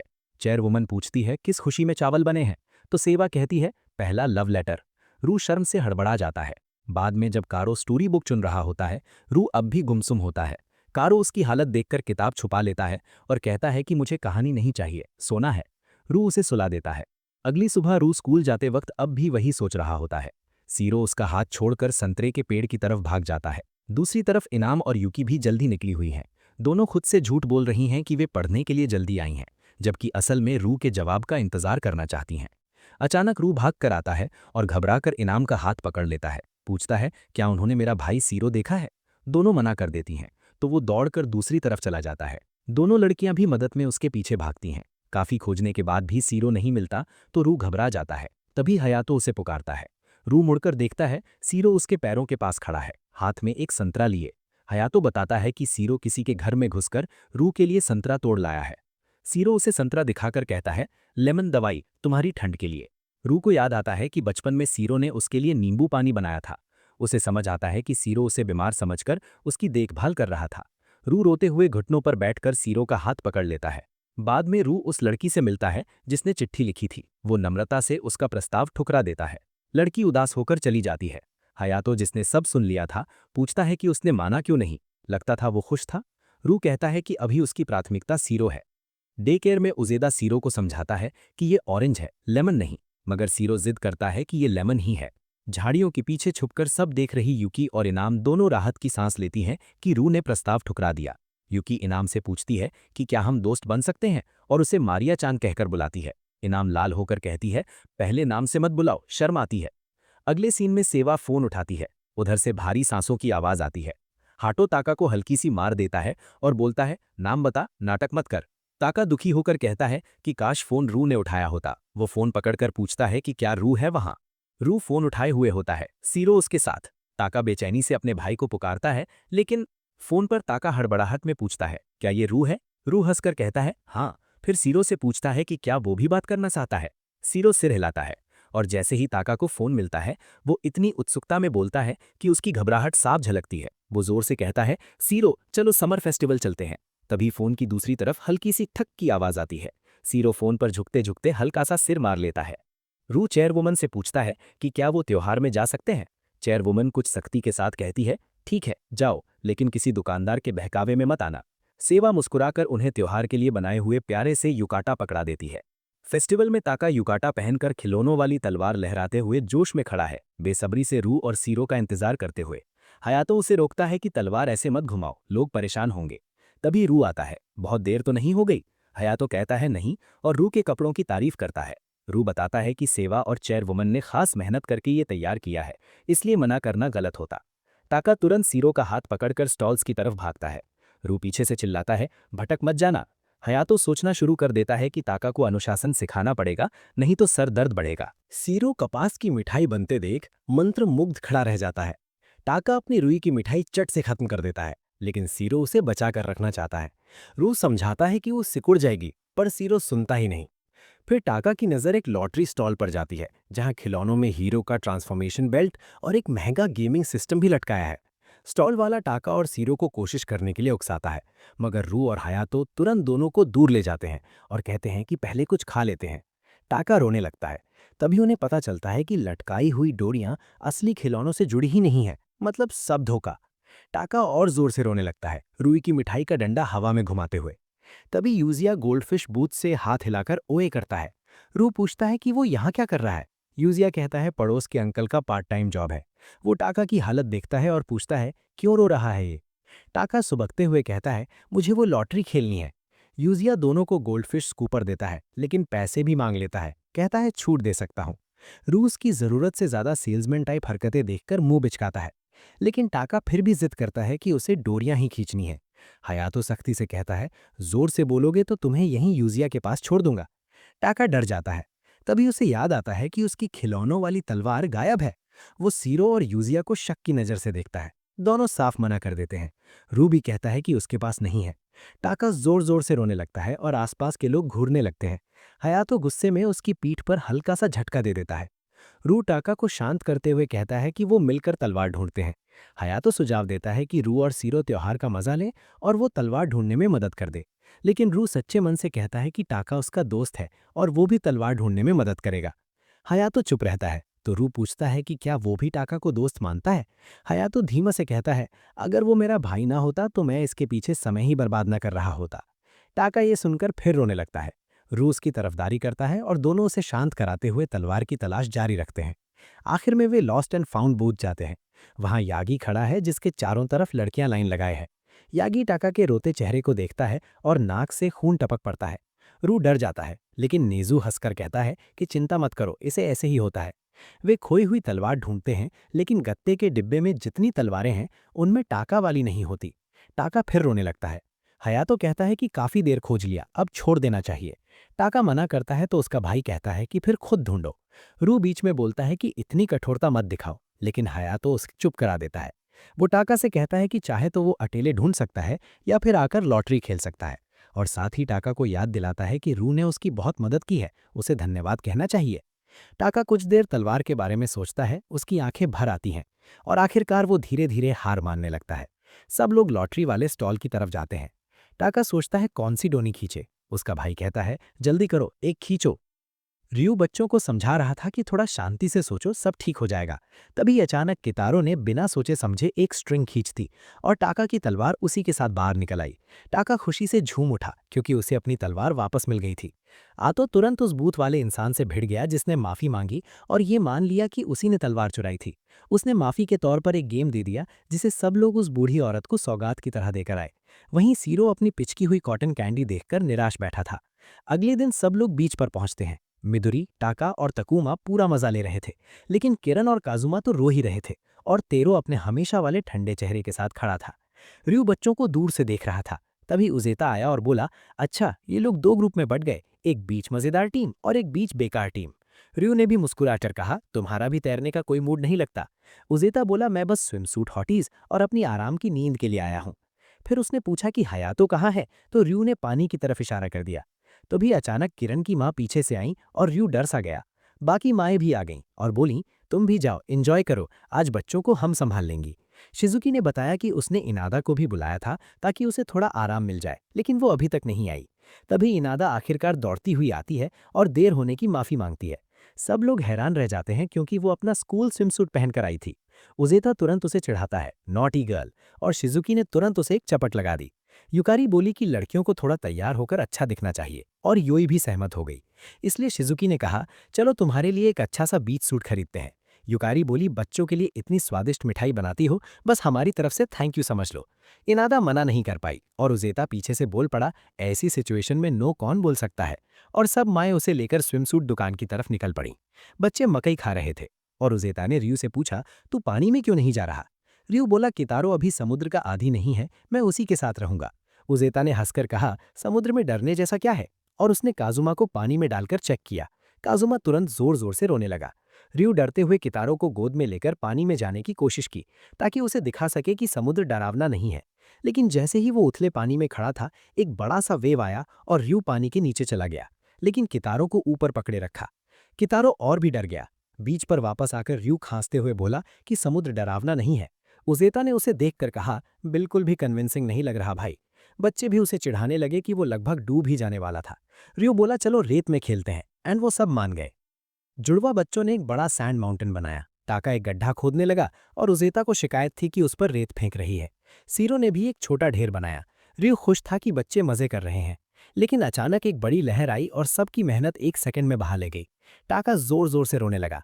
माए बच्चों के लिए जूस लेकर आईं। तकुमा और काजुमा खुश होकर पीने लगे और टाका का रोना भी जूस मिलते ही बंद हो गया। सीरो अपने ग्लास को घूर रहा था, तभी अचानक हयातो आकर उसे चौंका देता है और सीरो का ग्लास गिर जाता है। हयातो माफी के तौर पर सीवीड देने लगा तो शिजुकी ने उसे डांट दिया, ये सीवीड का क्या करेगा? रियू ने अपना जूस कितारों को दे दिया। तभी शिजुकी ने बताया कि अनादा ने कपड़े बदल लिए हैं और पूछा कि कुछ कहना है। सब एक पल के लिए उसे देखकर रुक गए। वो इस बार पिंक फ्लोरल बिकिनी में थी और उसका साइड पोनीटेल था।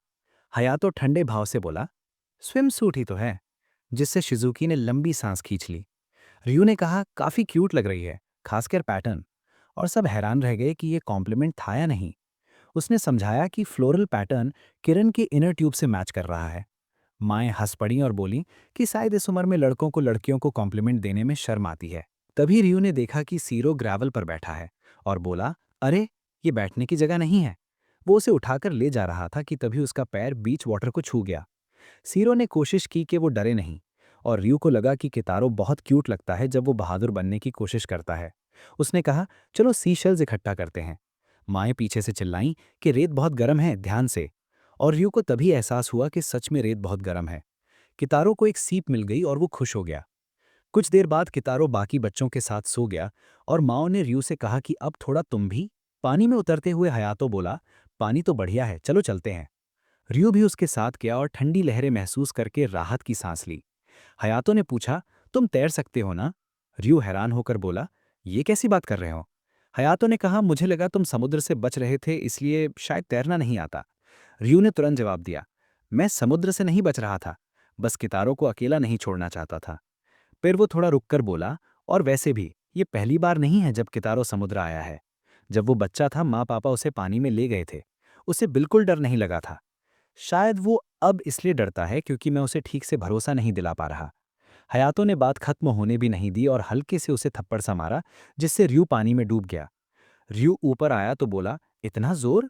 हयातो ने कहा, मूर्ख, टाका को तो इससे कई गुना जोर से लगता है, ये तो आधा भी नहीं था। फिर उसने समझाया, कितारो तब नहीं डरता था क्योंकि वो बस बच्चा था, उसे समझ ही नहीं थी। बेवकूफ़ी वाली बातें मत करो। रियू ने भी मान लिया कि सच है। तब कितारो खड़ा तक नहीं हो सकता था। उधर युकारी देखती है कि कितारो उठ गया है। वो बैठकर इधर उधर देखने लगता है और युकारी उसे समुद्र की तरफ इशारा करके बताती है, तुम्हारा भाई पानी में है। कितारो तुरंत भागकर किनारे तक आता है जहां लहरें जोर से टकरा रही थीं। उसने देखा कि रियू पानी के नीचे गया और उस पल कितारो के चेहरे पर डर उतर आया।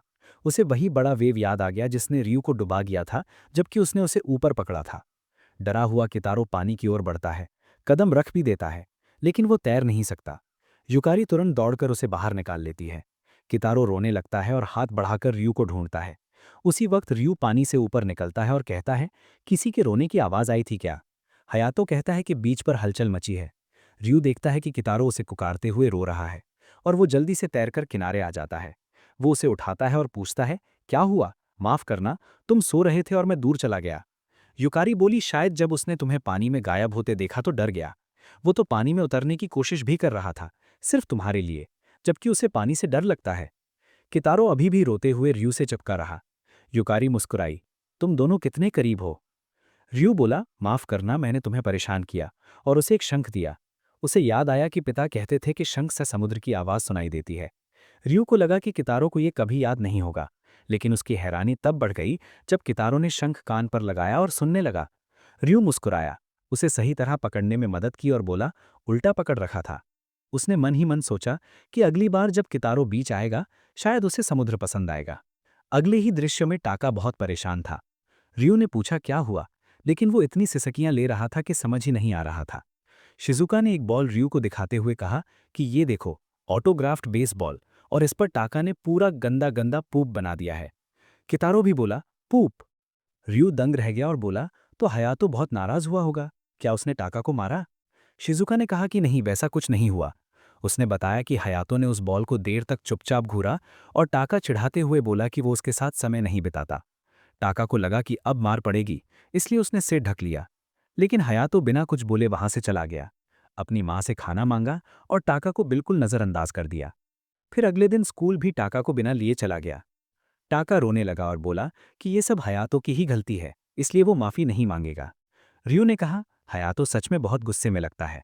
शिजुका ने कहा कि रियू को जाकर उससे बात करनी चाहिए, नहीं तो वो टाका को ऐसे ही इग्नोर करता रहेगा।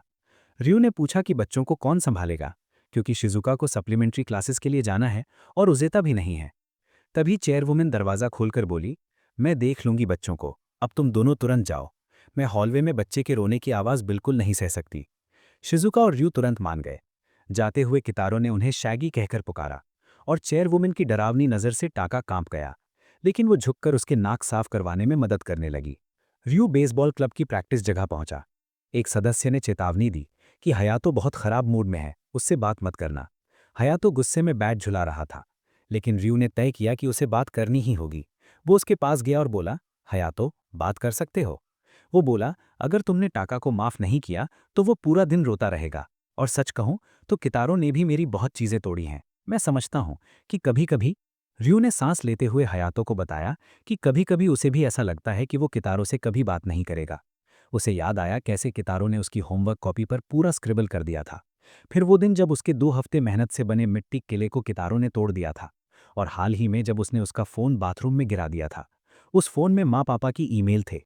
इन सब यादों से उसका दिल भारी हो गया, लेकिन उसने अपना आंसू पोंछा और हल्के से हयातों की पीठ थपथपाते हुए बोला, वो सब हादसे थे, मैं मान लेता हूँ और आगे बढ़ जाता हूँ। हयातो गहरी सांस लेकर बोला, मेरी और टाका की बात अलग है, मुझे उस बॉल से कोई लगाव नहीं। लेकिन टाका के साथ दिक्कत यह है कि वो बदमाशी करता है, उसे अभी पछतावा तक नहीं है। ऐसे बच्चे के साथ शायद मुझे ही सहना पड़ेगा। उसकी आवाज़ में थकान और निराशा दोनों थे। उधर चिल्ड्रंस रूम में चेयरवुमन ध्यान से टाका की बात सुन रही थीं। टाका से सकते हुए अपनी कहानी समझा रहा था, हर बात में हयातो को ही दोष दे रहा था। चेयरवुमन ने शांत स्वर में पूछा, क्या तुम्हारे पास कोई चीज़ है जो तुम्हें बहुत प्यारी है? टाका तुरंत उत्साह से अपनी खिलौना तलवार निकाल लाया। उसी तलवार पर उसका पूरा भरोसा था। चेयरवुमन ने तलवार ले ली और सेवा से कहा, हथौड़ा लेकर आओ। ये सुनकर ताका का चेहरा सफेद पड़ गया। सेवा हथौड़ा लाया और चेयरवुमन ने तलवार ऊपर उठाई जैसे उसे तोड़ने ही वाली हो। ताका रोते हुए कांपते हुए बोला, नहीं मत तोड़ो प्लीज। लेकिन चेयरवुमन ने तलवार नहीं तोड़ी। उसने तलवार वापस देते हुए सख्त लेकिन शांत स्वर में कहा, ये वही है जो तुमने अपने भाई के साथ किया। अब बताओ, क्या तुमने सच में कोई गलती नहीं की? ताका चुप हो गया। पहली बार उसे अपने किए पर शर्म महसूस हुई। कुछ देर बाद रियू लौट आया। चेयरवुमन ने सेवा से कहा कि अब वे निकले, स्कूल के बाद की क्लासें हैं। रियू ने ताका से पूछा, हयातो से माफी मांगने चलोगे? और उसकी हैरानी की बात यह थी कि ताका ने चुपचाप सिर हिला दिया। दोनों बेसबॉल क्लब की प्रैक्टिस ग्राउंड पहुंचे। ताका डर से रियू के पीछे छिप गया। हयातो ने उसे देखा, एक पल रुका, फिर मुड़कर जाने लगा। ताका घबराकर उसके पीछे दौड़ा, रुको, लेकिन उसके पैर फिसले और वो गिर पड़ा। हयातो तुरंत पलटा और बोला, इडियट, जल्दी नहीं करेगा तो मैं चला जाऊंगा। ये सुनते ही ताका उठकर भागा और भाई से लिपटते हुए फूट फूट कर बोला, सॉरी। हयातो ने हल्के से उसे थपथपाया, पहले सिर पर एक हल्की सी चोट की तरह, फिर एक स्नेह भरी पैट। उसने भी माफी मांगी कि उसने ताका को समय नहीं दिया। दूर खड़ा रियू ये सब देखकर मुस्कुराया। कितारो भी चुपचाप रियू की उंगली पकड़े खड़ा था, मानो वो भी इस मेल मिलाप से खुश हो। कुछ दिन बाद नामिया अकेडमी का सांस्कृतिक उत्सव। डे केयर रूम ने रिफ्रेशमेंट स्टॉल लगाया था, जहां छोटे छोटे बच्चे सब्जियों के कॉस्ट्यूम पहनकर मदद कर रहे थे। रियू ने एक फ्लायर लगाया था जिस पर लिखा था कि बच्चे जूस गिरा सकते हैं, जिसे उसेदा ने बिजनेस खराब करने वाला आइडिया बताया। सेरो जूस उठाकर ले ही जा रहा था जब वो फिसल गया। ताका कजुमा से टकराया, कजुमा तकुमा से, और सब के सब गिर पड़े। चारों ओर जूस फैल गया। सब्जियों की ड्रेस में पड़े बच्चे बहुत ही मजेदार दिख रहे थे। उसेदा ने सभी कॉस्ट्यूम खुद बनाए थे और रियू के लिए उसने एक विशाल कॉर्न का कॉस्ट्यूम तैयार किया था। रियू जैसे ही वो पहनकर निकला, सब हंस पड़े। तभी खबर आई कि आज बच्चों के पापा भी आने वाले हैं। किरण ने खुशी से कहा, पापा आने वाले हैं। पर तभी किरण की माँ अचानक आई और रियू इतना चौंका कि गिर पड़ा। रियू बोला, मैं हिल नहीं पा रहा। ताका ने कहा, मैं हिला दूंगा। पर वो इतना छोटा था कि रियू को हिलाने के बजाय खुद रोलिंग करने लगा। सेरो भी बगल में लेट गया और दोनों रियू के साथ रोल होने लगे। उसेदा ने उनकी फोटो खींच ली। तभी काटो आया और बोला, फिर से कॉर्न रास्ता रोक रहा है। और फिर उसे एहसास हुआ कि वो रियू है। कुछ समय बाद किरण की मां ने बताया कि वो डे केयर कार्यक्रम में नहीं रह पाएगी, जरूरी काम है। किरण रोने लगा तो उसने कहा कि उसके पापा आएंगे। यूई ने तब रियू और बाकी से एक अजीब सी विनती की। इस दौरान एक आदमी, शायद यूई का पति, दो लड़कियों को फूल देते हुए डे केयर का रास्ता पूछ रहा था। यूई इससे खफा थी। मिदोरी की मां भी नहीं आई थी और एक दाढ़ी वाला आदमी आयो से डे केयर का रास्ता पूछ रहा था। उधर ट्विंस के अभिनेता पिता झाड़ियों में छिपकर अपनी फैन गर्ल्स से बचते हुए डे केयर ढूंढ रहे थे। अचानक दरवाजा खुला और किरण का पिता अंदर आया। उसने किरण को देखा गाजर के कॉस्ट्यूम में और तुरंत फोटो खींचना शुरू कर दिया। मेरी प्यारी बेटी, कितनी क्यूट लग रही हो। और किरण मुस्कुराई तो वो और प्यारी लगने लगी। यूई ने कहा, तुम इतने जल्दी आ गए? उसने उसे गुलदस्ता दिया और उत्साह में उसे चूमने की कोशिश की, लेकिन उसने बच्चों के सामने उसे रोक दिया। फिर उसने बाकी केयरटेकर्स की तरफ देखा और वहीं असली ट्विस्ट आया। किरण के पिता पैरानॉइड थे। उन्हें लगता था कोई उनकी बेटी से शादी करने आ रहा है। तो उसने रियू और बाकी लड़कों को लड़की जैसा दिखने को कहा था। उसेदा ने एक पतली ऊंची लड़की की आवाज निकालकर कोशिश की, लेकिन किरण के पापा ने हाथ मिलाते ही धोखा पकड़ लिया। वो गुस्से से फट पड़ा, ये लड़के हैं। यूई चुपचाप भाग गई थी। उसे ये भी पता चला कि बाकी बच्चे भी लड़के हैं और वो चिढ़ गया। तभी मिदोरी ने उसकी टांग पर काट लिया। किरण अपने दोस्तों के साथ खड़ी होती है, तभी उसके पापा मिदोरी को उठाकर पकड़ लेते हैं और बड़े प्यार से कहते हैं कि अरे ये तो लड़का नहीं लड़की है। फिर वो हंसते हुए मिदोरी की बड़ी बड़ी गोल गोल आंखों की तारीफ करते हैं और बोलते हैं कि अगर मैं 30 साल छोटा होता तो इससे शादी के लिए पूछ लेता। पास खड़े रू और बाकी बच्चे अजीब सा चेहरा बनाकर ये सब देखते रहते हैं। फिर किरण के पापा लड़कों की तरफ मुड़कर पूछते हैं कि उनकी बेटी के बारे में उनकी क्या इंटेंशंस है। सब लड़के एक एक करके बताते हैं कि उन्हें किरण पसंद है। किरण भी मुस्कुराकर कहती है कि उसे सब पसंद है। तभी ताका कह देता है कि मुझे तुम बिल्कुल पसंद नहीं हो किरण। किरण तुरंत पलटकर जवाब देती है। ये सुनकर किरण के पापा गुस्से में पूछते हैं कि कैसा बेहुदा लड़का है जो मेरी प्यारी बेटी को पसंद नहीं करता। फिर अचानक उन्हें डर लगने लगता है कि उनकी बेटी को इतने सारे बीस्टमैन के साथ एक कमरे में नहीं छोड़ना चाहिए, और वो जाने की तैयारी करने लगते हैं। तभी रू समझाने आता है, लेकिन रू ने लड़की जैसा विग पहना होता है, जिससे वो एक क्यूट लड़की सा दिख रहा होता है। किरण के पापा उसका हाथ पकड़ते हुए बोलते हैं कि अगर मैं 15 साल छोटा होता तो तुमसे शादी के लिए पूछ लेता। रू थोड़ा कंफ्यूज हो जाता है और सोचता है कि क्या अपनी असली जेंडर आइडेंटिटी बता दे, लेकिन उससे पहले मिदोरी उसका विग उतार देती है। किरण के पापा विग उतरते ही चौंक जाते हैं और कहते हैं कि नहीं नहीं, मैं यहां से जा रहा हूं, मैं लड़कों के साथ नहीं रह सकता। रू हयातो से उसे रोकने को कहता है। हयातो किरण के पापा पर तीखी नजर डालता है और बोलता है कि अगर जाना है तो अकेले ही जाइए। किरण के पापा फिर हयातो की तरफ फ्लर्ट जैसा कमेंट कर देते हैं और फिर शॉक होते हैं जब पता चलता है कि हयातो भी लड़का है। किरण की आंखें भर आती हैं और अपने पापा से रुकने की विनती करती है कि वो उसकी जूस कैरिंग परफॉर्मेंस देखें। किरण के क्यूट एक्सप्रेशन देखकर उनके पापा मान जाते हैं। इसी बीच मिदौरी के पापा आते हैं और अपनी बेटी मिदौरी को किरण के पापा की गोद से ले लेते हैं। दोनों पापा पहली बार प्रॉपर तरीके से एक दूसरे से मिलते हैं। तभी नेई रू के पास आता है और बोलता है कि तो क्या युकारी इस जंगली दाढ़ी वाले आदमी के साथ है। पीछे से उसेदा चुपचाप रू का विग वापस उसके सिर पर लगा देता है और नेई को फिर लगता है कि वो एक लड़की से बात कर रहा है। डे केयर में पेरेंट्स आने लगते हैं। युकारी अनी से पूछती है कि क्या वो बच्चों के रिफ्रेशमेंट स्टैंड को देखने आया है, लेकिन वो साफ कह देता है कि वो तो बस उसके हस्बैंड को रास्ता दिखाकर आया है, और फिर तेजी से बाहर भाग जाता है। बाहर जाकर वो उस लड़की के बारे में सोचता है और कहता है कि वो काफी क्यूट थी। इधर किरण का मोमेंट आता है। वो जूस को बिना गिराए सफलतापूर्वक उठाकर अपने पापा तक ले जाती है। उसे देखकर उसके पापा भावुक हो जाते हैं कि उनकी बेटी कितनी जल्दी बड़ी हो रही है और शादी को लेकर चिंता करने लगते हैं कि एक दिन कोई लड़का इसे उनसे छीन ले जाएगा। ये सोचकर उनकी आंखों में आंसू आ जाते हैं और धीरे धीरे बाकी पापा भी रोने लगते हैं। रू बोलता है कि शादी के बारे में सोचने के लिए अभी बहुत समय है। फिर किरण कहती है कि अब कारो की बारी है। किरण के पापा तुरंत पूछते हैं कि ये कारो कौन है। रू बैठकर कारों को देखता है, उसका छोटा भाई, जो थोड़ी बहुत जूस गिराता है लेकिन फिर भी उसे संभालकर रू तक पहुंचाता है। तभी सीवा आकर रू को चौंका देती है और कारों की तारीफ करता है। वो समझाती है कि चेयरवुमन नहीं आ पाई क्योंकि उनके पास कोई विजिटर आया हुआ है। सिरो उदास हो जाता है, लेकिन सीवा कहती है कि उसने उसकी आंखों में थोड़ा रिग्रेट महसूस किया। रू इमेजिन कर लेता है कि चेयरवुमन उसे स्कोल्ड कर रही है कि उसने उसके फीलिंग्स अज्यूम क्यों किए। किरण के पापा फिर कहते हैं कि ये दिन यादगार है, चलो सबकी तस्वीरें लेते हैं। किरण कहती है कि पापा ग्रेट पिक्चर्स लेते हैं। मॉम्स अपने बच्चों के साथ रहती हैं तो किरण के पापा कह देते हैं चलो इधर देखो सब लोग। टाका कारो के साथ खड़ा होकर कहता है कि मैं उधर नहीं देखने वाला। क्यूट टमाटो ट्विंस बोलते हैं कि हम तो देखेंगे। मिडोरी तेजी से रोना शुरू कर देती है और किरण हल्की सी क्यूट स्माइल देती है। किरण के पापा कहते हैं लो रेडी, यहाँ क्लिक, और ग्रुप फोटो ले लेते हैं। अगले दिन रू टाका को शांत कराने की कोशिश कर रहा होता है क्योंकि उसके भाई ने उसे जोर से मारा होता है। बाकी बच्चे डर जाते हैं क्योंकि टाका धमकी देता है कि जो उसकी बात नहीं सुनेगा उसे भी पीटेगा। तभी उसकी माँ आकर उसे मारती है कि बच्चों को धमकाता क्यों है।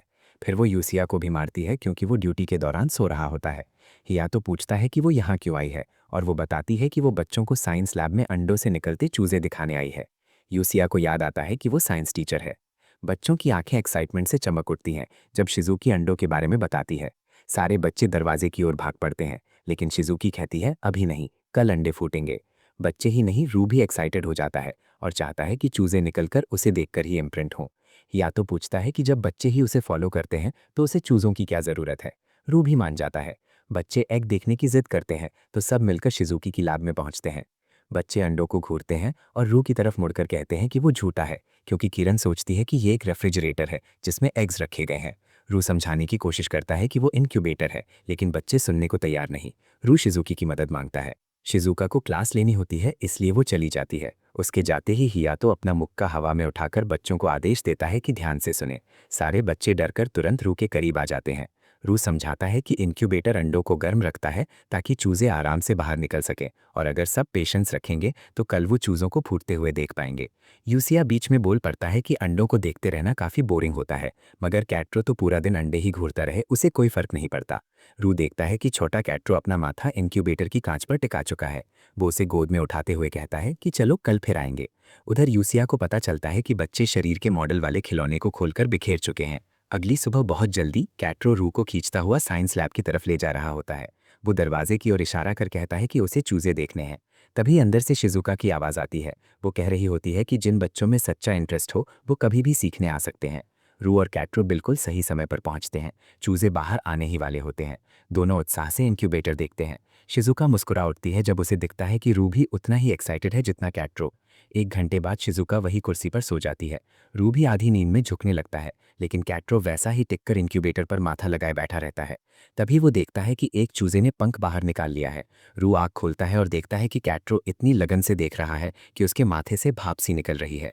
वो हंसी रोकते हुए कैट्रो को ध्यान से देखता है, जो चूजे के संघर्ष में खुद भी शामिल हुआ बैठा है। आखिरकार चूजे अपने खोलों से बाहर आ जाते हैं और कैट्रो अपने भाई को खुश होकर बुलाता है, लेकिन जैसे ही वो वापस चूजे की तरफ देखता है, चूजा थककर गिर जाता है। शिजुका समझाती है कि उसने खोल तोड़ने में बहुत मेहनत की है, इसलिए वो आराम कर रहा है। कैट्रो भावुक होकर रू से लिपट जाता है। रू खुद के बचपन को याद करता है। जब कैट्रो पैदा हुआ था तब उसके मन में भी ऐसी ही भावनाएं उठी थी। वो कैट्रो को पकड़कर कहता है, चलो सबको बता के आते हैं। थोड़ी देर बाद चूजे सच में कैट्रो पर इम्प्रिंट कर लेते हैं और उसे फॉलो करने लगते हैं। बाकी बच्चे चौंक जाते हैं कि सारे चूजे उसके पीछे पीछे दौड़ रहे हैं। टाका जलकर कहता है कि ये बिल्कुल अनफेयर है। वो एक चूजा पकड़ने की कोशिश करता है और सारे चूजे भाग जाते हैं। बच्चे उनको पकड़ने के लिए इधर उधर दौड़ लगाते हैं। रू यूसिया को बुलाकर मदद मांगता है। तभी एक चूजा खिड़की की ओर भागता है जहां एक बिल्ली हाथ लगाए बैठी होती है। सबकी सांसें अटक जाती हैं। बिल्ली चूजे पर झपटती है, बट कैट्रो उड़कर चूजे के सामने आ जाता है और उसे बचा लेता है। थैंकफुली ही या तो सही समय पर बिल्ली को पकड़ लेता है और सबको याद दिलाता है कि चूजों को बाहर निकालते वक्त खिड़की बंद रखनी चाहिए। रू गर्व से कैट्रो के सिर पर हाथ फेर कर कहता है, शाबाश, तूने सच में चूजे को बचाया। कैट्रो मुस्कुराते हुए चूजे को पकड़ लेता है। उस दिन रू चलता है, पीछे कैट्रो चलता है और उसके पीछे पूरा चूजों का झुंड। इस बीच यूसिया अपने घर पर बीमार पड़ा है और बहुत मिजरेबल महसूस कर रहा है। वो रू को कॉल करता है और टाका पीछे पीछे कूदकर बार बार कहता है कि वो उससे बात करना चाहता है, जबकि कैट्रो चुपचाप किताब पकड़े सुन रहा होता है। यूसिया रू को बताता है कि वो आज डे केयर नहीं आ पाएगा और उसने सीवा को अपनी जगह बुलाया है। और उसी समय सीवा अचानक रू के ठीक पीछे प्रकट होकर उसे डरा देता है। वो कहता है कि वो बच्चों का ध्यान रखेगा और रू मिडोरी की क्लास में जा सकता है। सीवा एक किताब लेकर आया है जिसका नाम है now that you're a mommy, जिसे देखकर बच्चे हंसते हैं। कैट्रो उसके पैंट को पकड़कर गुर्राहट जैसे छोटे छोटे साउंड्स निकालते हुए उसे सपोर्ट दिखाता है, जिससे सीवा बहुत टच्ड हो जाता है।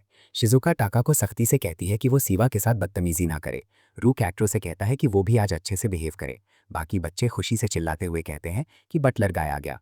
रू मिडोरी को सीवा की पीठ पर बांध देता है और बच्चे उसकी तरफ भागते हैं। सीवा ढोल बजाकर मिडोरी को हंसाता है। रू कहता है कि वो आज सिर्फ इसलिए आया है क्योंकि यूसिया को सर्दी है। टाका एक्साइटेड हो जाता है और ट्विंस बोलते कि वो सीवा के साथ खेलना चाहते हैं। टाका चिल्लाता है कि किसे चाहिए वो स्टूपिड यूजा, लेकिन उसी वक्त उसे छींक आ जाती है। रू हंसते हुए कहता है कि उसे क्लास जाना है और सीवा का धन्यवाद करता है। बच्चे उसे हाथ हिलाकर बाय कहते हैं। अब सारे बच्चे थोड़ी दूरी पर खड़े सीवा को घूर रहे होते हैं। सीवा सोचता है कि बच्चों के लिए माहौल कैसे फ्रेंडली बनाऊं। तभी कैट्रो उसके पास आकर उसका हाथ पकड़कर सपोर्ट देता है। एक प्यारा और भावुक मोमेंट। सीवा फैसला करता है कि बेस्ट तरीका यही है कि वो झुककर एक प्रॉपर रिस्पेक्टफुल स्पीच दे कि उसे बच्चों के सहयोग की जरूरत होगी। लेकिन बच्चे इसे गलत समझ लेते हैं और सोचते हैं कि अब वो लोग ही इंचार्ज हैं। सीवा को लगता है कि बच्चे उसके साथ कंफर्टेबल हो गए हैं, क्योंकि तुरंत बाद वे उसे पकड़कर अलग अलग गेम सिखाने ले जाते हैं। उधर यूजा अपने बिस्तर पर पड़ा सोच रहा है कि शायद बच्चे उसे मिस कर रहे होंगे। वो इमेजिन करता है कि सारे बच्चे उसके बिना रो रहे होंगे। कैट्रो तो सैड पैंडा किताब पकड़े हुए है। तभी उसे सीवा की इमरजेंसी कॉल आती है। कनेक्शन खराब होता है, लेकिन उसे मिडोरी इमरजेंसी जैसा कुछ सुनाई देता है और फिर कॉल कट जाती है। वो घबराकर वापस कॉल करता है, लेकिन फोन स्विच्ड ऑफ आता है, जिससे वो और ज्यादा चिंतित हो जाता है कि आखिर डे केयर में क्या हुआ होगा। करीब 10 मिनट पहले की फ्लैशबैक में मिडोरी जोर जोर से रो रही थी, क्योंकि उसकी डायपर से लीकेज होकर सब सीवा की पीठ पर बह गया था। सीवा घबराकर कहता है कि उसे तुरंत उसका डायपर बदलना होगा। किरण डायपर्स लाने भागती है और टाका वाइप्स लेने दौड़ पड़ता है। दोनों की मदद देखकर सीवा उनका शुक्रिया कहता है, लेकिन साथ ही उन्हें दौड़ने से भी मना करता है। किरण तेजी से मुड़ती है और सीधे टाका से टकरा जाती है। दोनों धड़ाम से गिरते हैं और डायपर्स पानी में भीगकर पूरी तरह बेकार हो जाते हैं। दोनों की आंखें भर आती हैं। सीवा उन्हें शांत रहने को कहता है और तुरंत यूजेता को कॉल करता है कि मिदोरी के लिए तुरंत एक्स्ट्रा डायपर्स चाहिए। लेकिन मिदोरी अपने दोनों छोटे हाथों से उसका फ़ोन थपथपाकर गिरा देती है और फ़ोन सीधा पानी में जा गिरता है। अब मिदोरी रो रही है, किरण और टाका दोनों रो रहे हैं और उन्हें रोता देख ट्विंस भी रोने लगते हैं।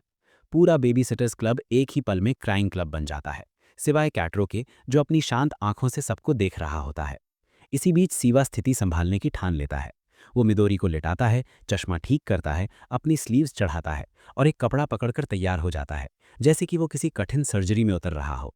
उधर रू और उसके क्लासमेट्स जिम के दौरान जॉगिंग कर रहे होते हैं जब एक आदमी सामने गिर पड़ता है। शॉक में रू पहचानता है कि वो यूजा है, जो अभी भी बीमार है लेकिन मिदोरी की इमरजेंसी जानने की बेचैनी में यहाँ तक आ गया है। रू और हियातो जल्दी से उसे उठाते हैं और डे केयर रूम तक ले जाते हैं। अंदर पहुंचते ही यूजा को राहत मिलती है। मिदोरी पूरी तरह ठीक है। सीवा ने बेहद शांत दिमाग से उसके गंदे कपड़े धो दिए थे और कपड़े के रुमाल से एक टेम्पररी क्लॉथ डायपर बना दिया था। टाका और किरण उसे भरोसा दिलाते हैं कि वे सब ठीक से संभाल रहे हैं और यूजा को आराम करना चाहिए। कैट्रो छोटे हाथ उठाकर कहता है, लेमन टी पी लो, और ट्विंस कहते हैं, यूजा जल्दी ठीक हो जाओ। यूजा की आंखें भर आती हैं। हियातो कहता है, इतने बड़े हो गए हो फिर भी रो रहे हो। यूजा जाने लगता है, पर तभी मिदोरी उसकी पैंट पकड़कर खींच लेती है।